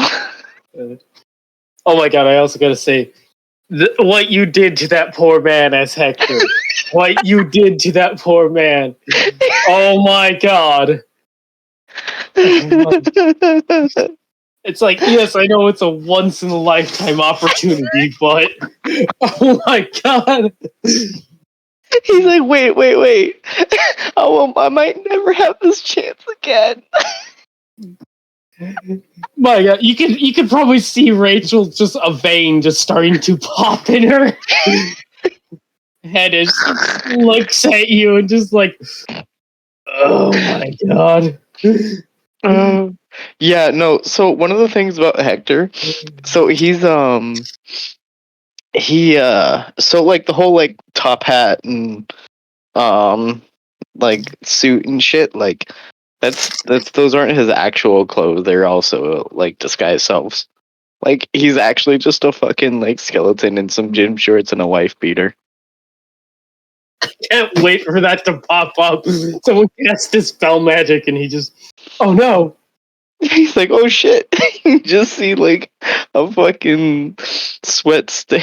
Oh, you just see like a fucking wife beater with beer stains on it, and it's in his fucking boxers. Please tell me you have an image for that. Please tell me you have an No, I don't. Oh I couldn't find one. Oh my god, that would have been so magnificent. Skeleton so white, Peter. Oh my god. Oh god, that sounds just magnificent, sir. Magnificent. But yeah, like that's the thing. Like if you have disguise self at will, you really don't need to wear anything but underwear because you can just like, or like something really comfortable. Oh yeah, like you can just wear whatever the fuck you want. It's usually like if I last time I built a warlock, it's a go-to power to grab just because disguise stealth is stupidly powerful. Yeah, it's so good. I think the other combination is like if you can't wear armor, you can take mage armor, but it's usually just wear armor. Oh yeah, yeah, like the shadow armor invocation. Yeah. Oh my god. So okay, so there's actually a combo, and an actually relatively overpowered combo with that. If you go Abjuration Wizard, and you like take enough levels of Warlock to get Shadow Armor, which you don't need to anymore because of Eldritch Adept. Yeah. And you grab Shadow Armor, you now have Mage Armor at will. Like you can cast it at will, and it's an Abjuration spell. Which means you can just like keep your abjuration school of abjuration, like force field, up at all times, like permanently fully charged. That sounds awesome. Yeah, and you can project it on people. Oh so my you God, can yeah. just like give people a force field. That sounds awesome. It's I'm good. curious. I'm curious though what my friend Bit he built for a wizard because I do not know. I don't know what type of wizard he is. I don't know. I almost built a necromancer, but then I'm just like, I probably shouldn't. What? You don't want to bring a skeleton horde around with you everywhere you go? Not in modern times. That would not be a good idea. Oh my God! But just think about it. Just think about it. If you were a necromancer, we could chain together skeletons to get up to the Like, man. I've also played so many fucking necromancers that like just making another one, I'm just like, nah, I'm good. That's true. Also, welcome back. Hello. We were just discussing Hector's true form. He's a skeleton wearing boxer briefs and wearing boxers and a wife beater shirt. Everything else is just the illusion.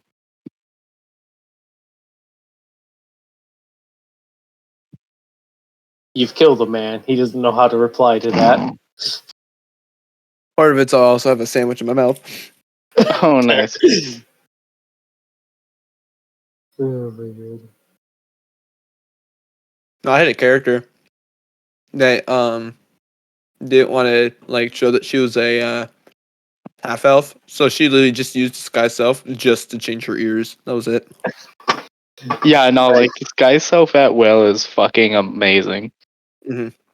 You Wait. never have to worry about like dirty clothes or like having to change your clothes. You just like fucking flick of the wrist and you've got a new outfit.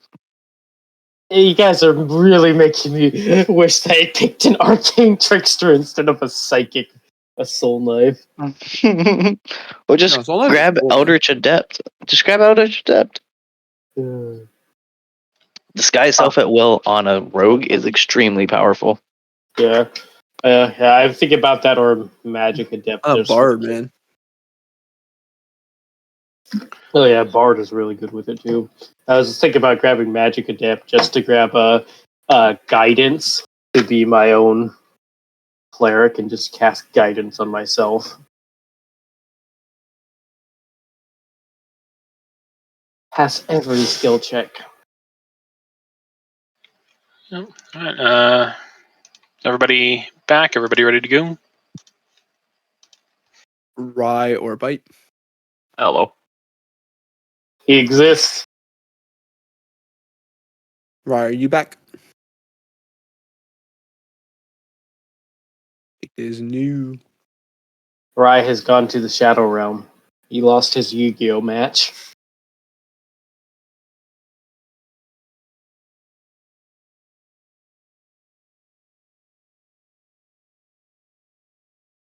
Yeah, that was really fun. You're like, did you give him the keys? It's like I look down at my side and see the keychain still in there. Like, oh, well, my bad.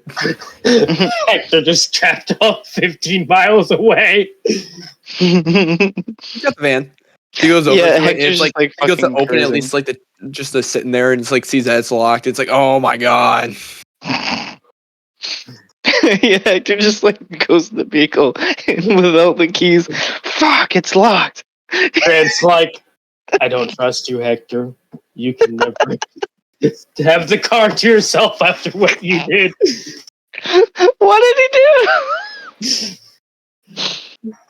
It's okay. You just see Hector rolling up in the van to the farm. It's got like new rim. It's got like spinning rims. It's fucking like got an underglow. It's purple. He's got a chain. All that done in hanging the from middle the- of nowhere, Idaho. There's just some stupid up shop that has all this stuff on hand. Yeah. Oh my god. He like pimps the fucking police van. Oh, it's gonna get charged to the BAB or BAP. Because you're gonna charge it, of course, on there, and we're gonna get back, and then the director's gonna be like, "Was this really necessary?" We're gonna be like, "Yeah, we had to go undercover as gangsters." Yeah. It's like turns out there's like an entire ring of like Graviturgy gang members, and we had to infiltrate them. That would be so dumb. So, anyways, Yeah, Rye, let us know when you're back. Oh, I'm back. Yeah. Oh, sweet. Okay.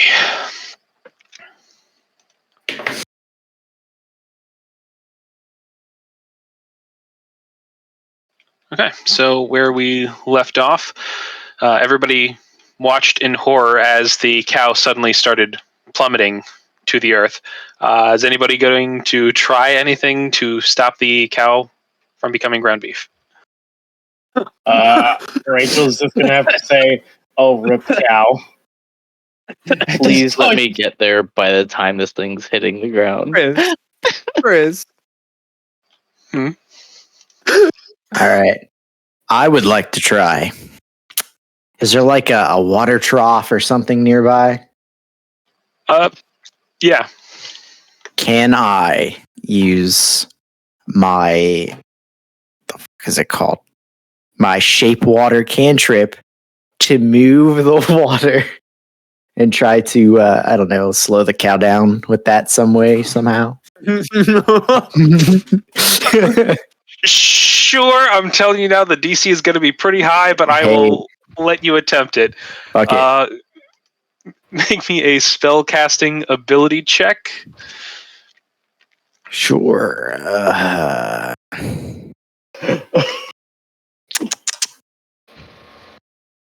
Oh, 24. What? Holy You natural 20? No, I have a +4 and then proficiency die. I rolled a 19. Oh, don't add your proficiency, just a spell casting Oh, ability. then 23. No, it's Yeah, natural that's 19. that's still fucking insane. Yeah, all of you are watching in horror, amusement, confusion. These are seen on the faces of everybody watching as this cow plummets. As all of a sudden, this water whips up, goes around the cow and sort of cradles it and follows the cow down as it falls. Like an expert waterbender putting Katara to shame, Sev cradles this cow and slows it as it hits the ground, and I will roll for damage on this cow, whereas I wasn't going to before because it was just obscene. Just gonna die. Yeah, what is the HP of a cow? I'm looking it up. Roll for size. Hold on, of let me crater. check my wild shape. Cow. Oh, cow. it's actually tanky. 2d10 plus 4. Yeah, 15. So 15 average. They have Okay. 15. Yeah, That's more than I thought it would be. I thought it'd be like 4. All right, bro. I'm gonna Like, I don't think you understand. Cows are fucking overpowered too. Oh yeah, that what's it? Fucking Hold person with fancy. cow. Yeah. No, you summon animals and then you like summon an entire herd of cows and they just charge people and you just fucking like trample the shit out of people with them. Yeah. All right. So you capture the cow in this water, and let's see here. It is for reduced to 3d6. Well, hang on, 46, and we will see whether or not this cow survives thanks to the water cushion. 9. Yeah. Uh-oh. 20 points of damage as it then as it hits the ground. What? Does it get that saves? Can I go over and heal it? It does. This cow is on the ground, not moving. Its tongue is lolling out. Blood is starting to pool from the I go over. I'll much heal smaller it. crater. I'm gonna give it 10 hands of healing. And You go over to oh, this. Jesus Christ. You go over to Jessica, the whitish. I like rub my hands together and go clear. As you pump your hands of healing into it, the cow whose tongue is lolling out.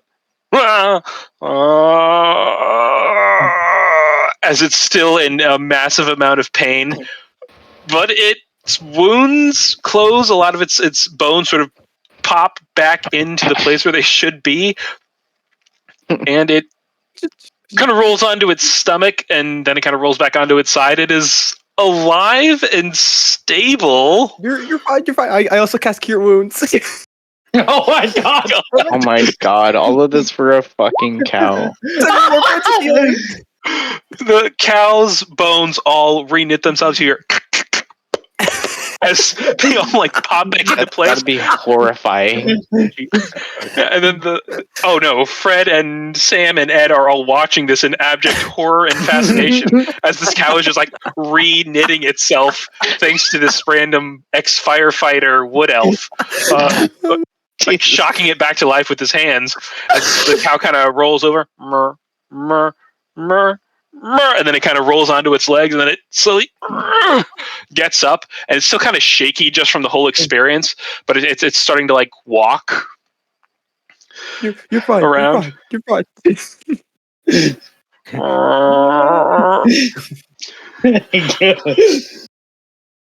So I just want to Terrence say is we fucking gagging. stopped the cow from dying from 800 feet in the air. I just want to say, Hey, that water thing was a freaking clutch move. It's like, yeah, maybe. It's like, and you rolled high enough. It was a good idea. Clever use of magic. Okay, as the shaken but not stirred milkshake is now kind of staggering and walking around, everybody around you gives a sigh of relief. The ordeal is now over, though the source of the reason behind this is still, as of yet, unknown. yeah, Right. I realized I rolled it twice, so I actually healed it for 20 points total. Because Cure Wounds went twice for some reason in the chat. No, you can just do one. If you accidentally roll again, I just know- take the one. Yeah, I didn't know why. I only saw the 7 at first, but yeah, I was like, oh, I healed it more than I thought I even did. Yep, this cow is suddenly the healthiest cow in the land. Yep. Yeah, right. All right, as you're all standing around, Sam does look at all of you and say, "Oh, yeah. By the way, while I was up there, I saw some other cows going up and dropping, as well as some rocks and stuff. Was coming over from that barn on Callahan's land," and he kind of looks to his son. Knew it. Yeah. All right. Well, I guess we gotta go over there. All right, are you driving over, or are you just walking the few miles? Well, hopefully Hector is back. Yeah, we look. Hey, look, is Hector over here? Oh, yeah, no, Hector was there to watch the cow fall. Okay. I'll get that email sent off, by the way, to Grey Forge. Email? Yeah, I wanted to write him up an email because that's why I took a picture of the cow to get him an email to update him on something actually is going on down here. Yeah, you would take the picture and you look to go, it's not there. And then you just see Yeah, the cow was actually like blurring in the picture as it like started to fall. Yeah. You send him an email update, and you don't hear anything back immediately because yeah, well, no, I don't expect. But yeah, you send him the update with the cow and the person and everything that's happened so far. If we all die here, I would like to at least to let him know that we all died while investigating a flying cow. I would like him not to know that I died investigating a flying cow.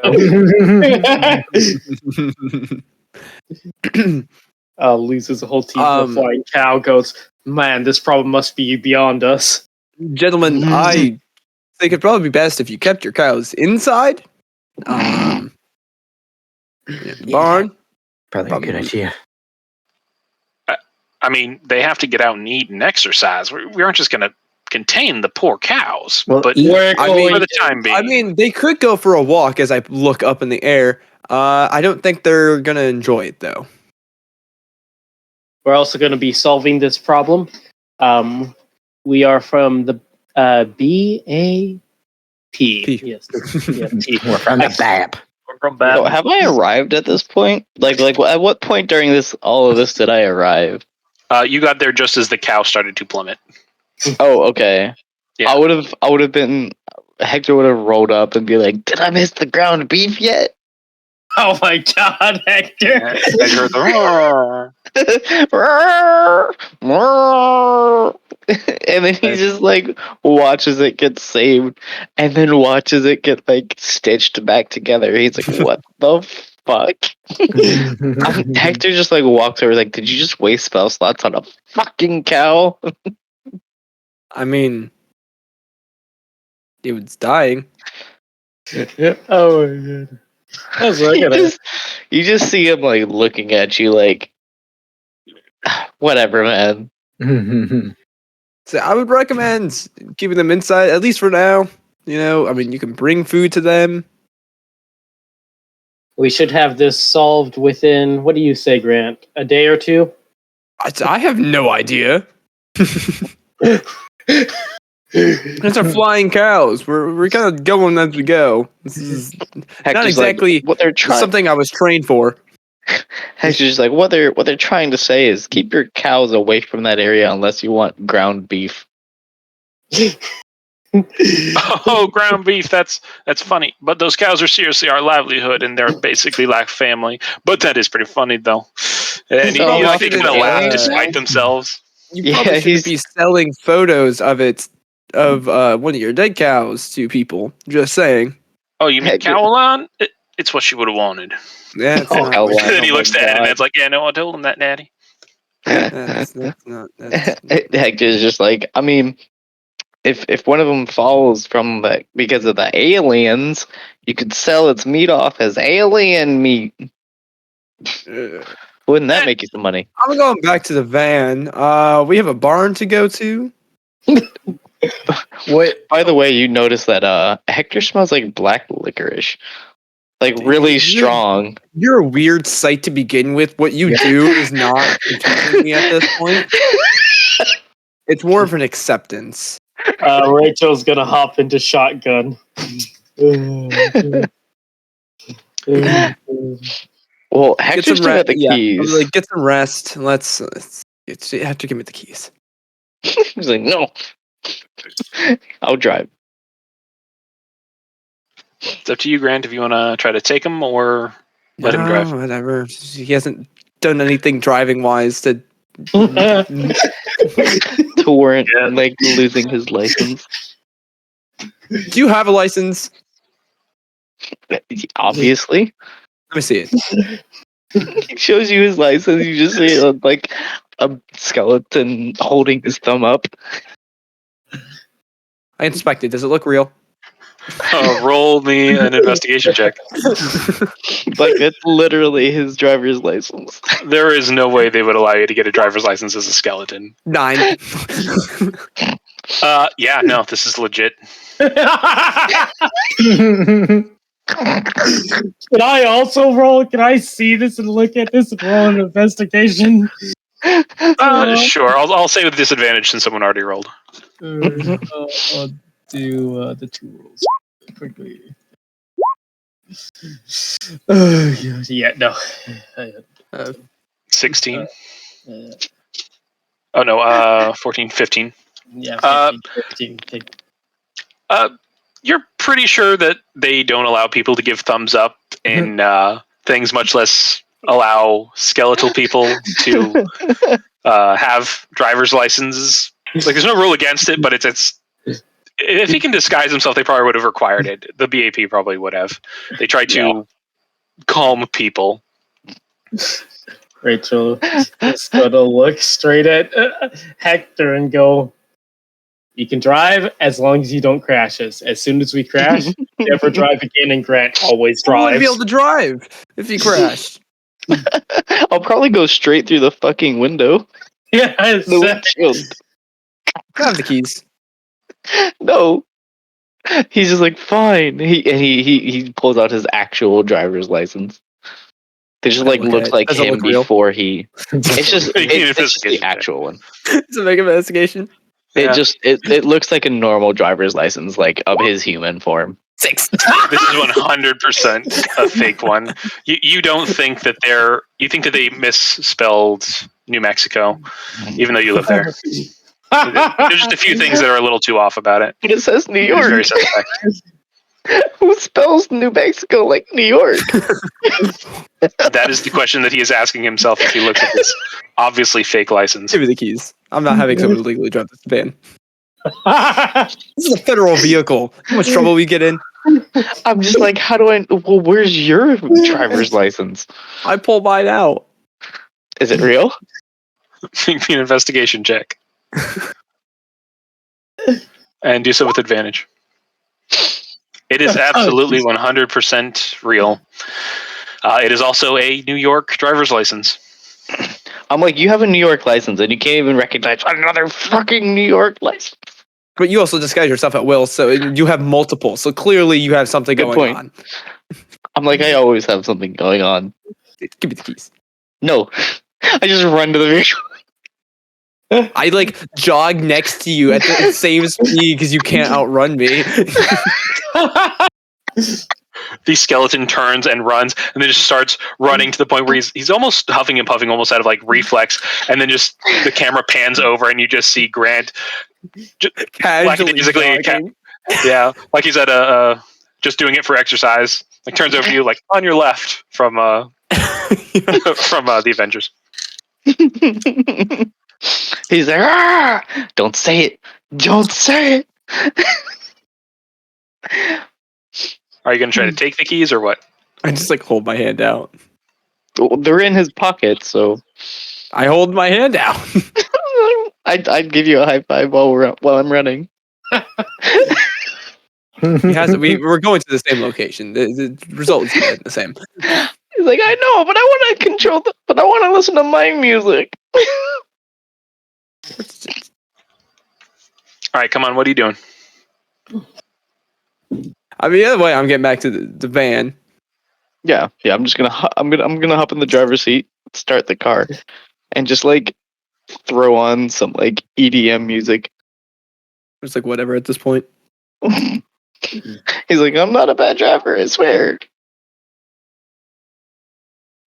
All right, all of you head back to the van with Grant and Hector standing at the driver's side seat. Yeah. Grant, what are you doing? I hopped in the car. Okay. Passenger side, back. I'm going the passenger. Okay. You all pile into the car, and I'm guessing you all drive to the Callahan farm. Yeah. Mm-hmm. All right. I point him in the direction since the son had told me where it is. I'm just like, did he give you an address? There's like 3 houses within 13 miles. Good point. They're next door neighbors. All right. Okay. You're able to easily maneuver around and get to the Callahan farm. As you're driving down the interstate, turning off onto now back roads, most of them just dirt or gravel roads, you arrive at a place that the GPS identifies as Callahan Farm. As you enter through the gate and you start to drive down the path to the front door, which is a good few minute drive. It's the house is set back quite a ways. You look over and you see several rocks sort of levitating off the ground a few inches and then dropping, levitating off the ground and dropping. Even like the occasional squirrel or leaf, again, just levitate slightly and drop. And then randomly a swath of grass just boom, gets flattened down, very similar to the cornfield. And as you look around, you see several other patches of this, and it all seems to be surrounding a barn off to your left. So not the main house in front of you, but off to a barn like way off to your left. Hey guys, I saw something like this in a movie once. Something about some superheroes picking people up and throwing them down. Let's head to the house. Let's not just knock and see if anybody's home. What, you sure you don't want to go after the bar? I mean, we should talk to the people who own the barn before we just start going in and breaking into private property. I mean, we're federal agents. It's kind of our job description to go break into private property. There's still regulations and procedure is if you have like legitimate means, immediate cause. immediate harm, then you can do it. If not, then you typically need to get permission. Illegal searches and seizures is literally like Bill of Rights, Constitution level stuff. Yeah. You can't just like bust through people's shit. So If you see someone getting attacked, that's one thing. But you go to the house and knock on. There's also another problem. If we try and cross that field, we don't know if we're going to end up like the grass or the cows and just randomly lift it up into the sky. Exactly. So, Good point. yeah, so go over and knock on the door of the farm. All right. You all pile out and you head up to it's an older wooden house. You knock on the door, and a blonde gnome girl with twin braids along her shoulders answers the door in a simple flannel shirt and jeans. Can I help you? Hi, yes, we are looking into the occurrences that are happening around here. Oh God! Just stop. We don't talk to press or any ufologist people. Federal agents. Sorry, what? Yeah, I like hold out the badge. She takes a look at it. Oh shit! Here to talk. Yeah, absolutely. And she kind of steps out and closes the door behind her. How can I help? I've never actually seen BAP people. Y'all look kind of relatively normal. I was expecting some of you to look like Dumbledore or something. Oh my God! I don't know. Sorry, that's rude. Goes some weird places. How can I help? Fair. So we're kind of looking into the events around here. We were just over at the farm over there, and floating cows and such. What can you tell me about what's going on? How long is it happening? What sort of events have transpired?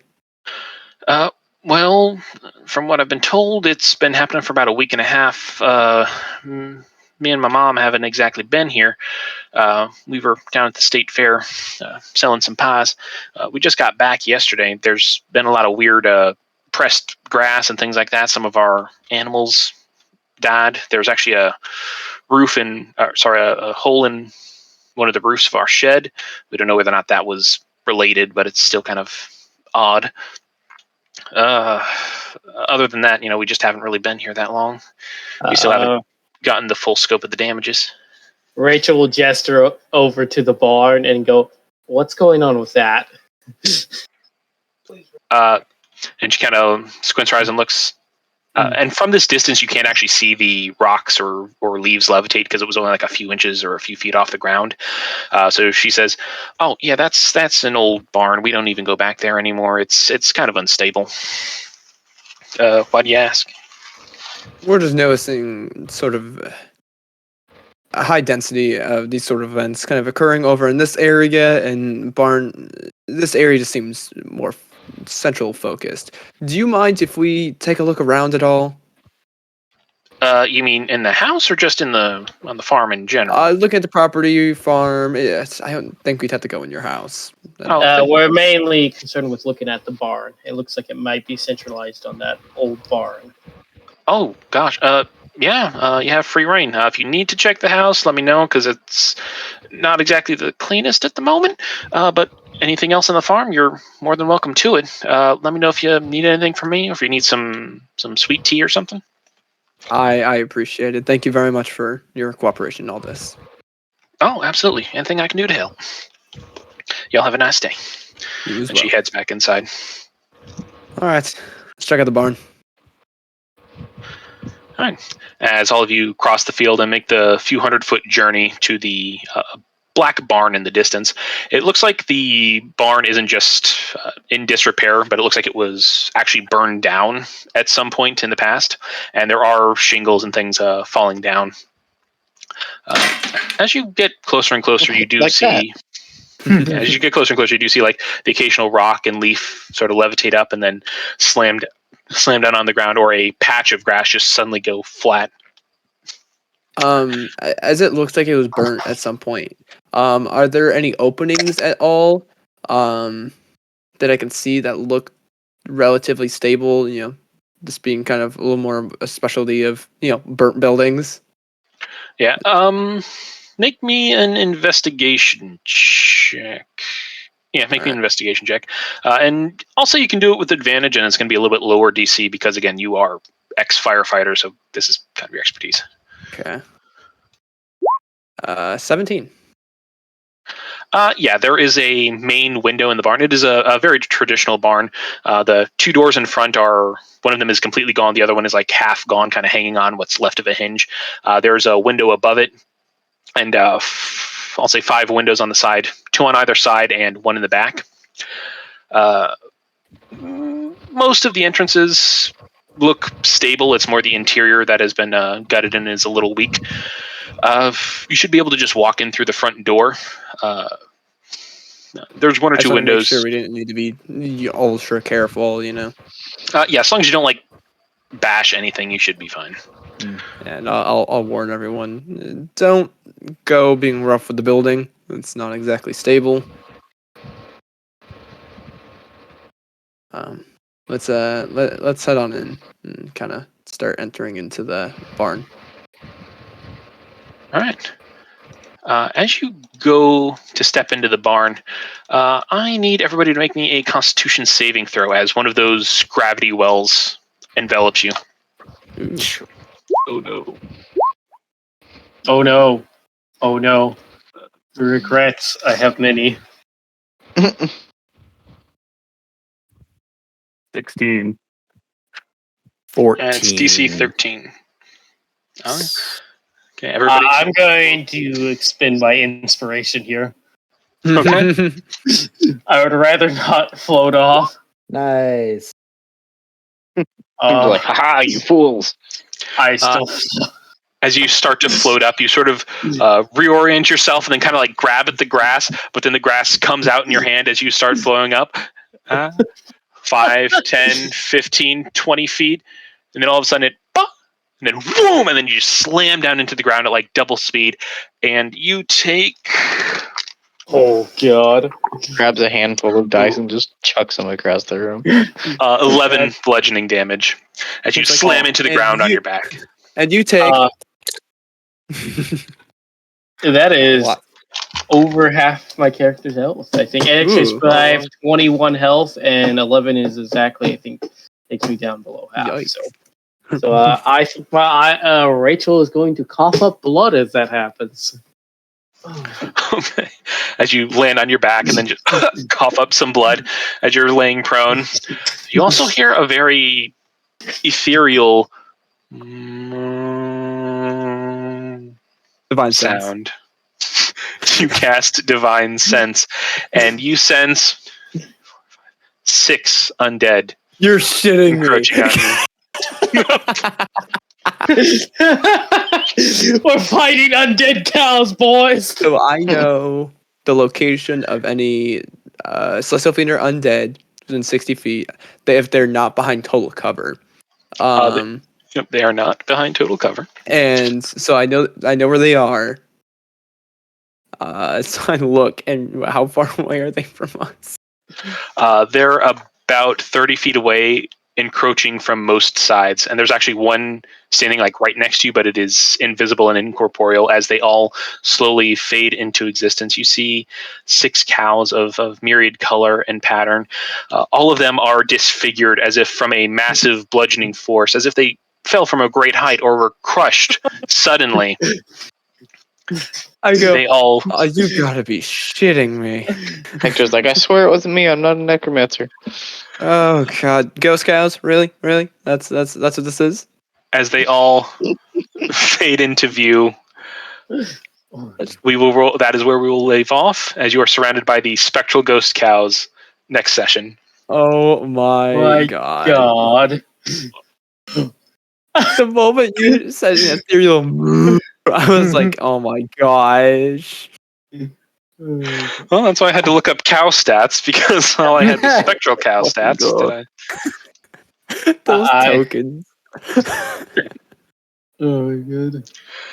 All right, so immediately need to win this initiative and book it, because I'm dead if those 2 cows get to me. Well, you are currently prone, so that's not going to be great. Oh no!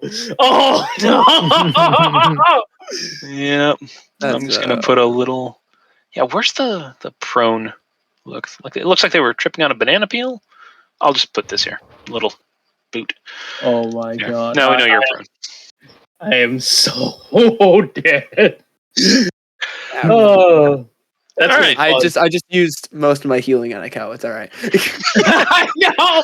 Grant, help me, Grant! Hey, I never signed up as a group dealer. All right. Don't worry, I'll pop a potion. I am our vet tech. Vet tech. Yeah. Someone's dying. You're just like, Grant, please use your healing spell. Like, you just go, nah, you're not an animal. All right. So I know I've been out of the DMing game for a while, so it was a little rusty, but least favorite part of the session and favorite part of the session. I think definitely very unique in its plot so far. It's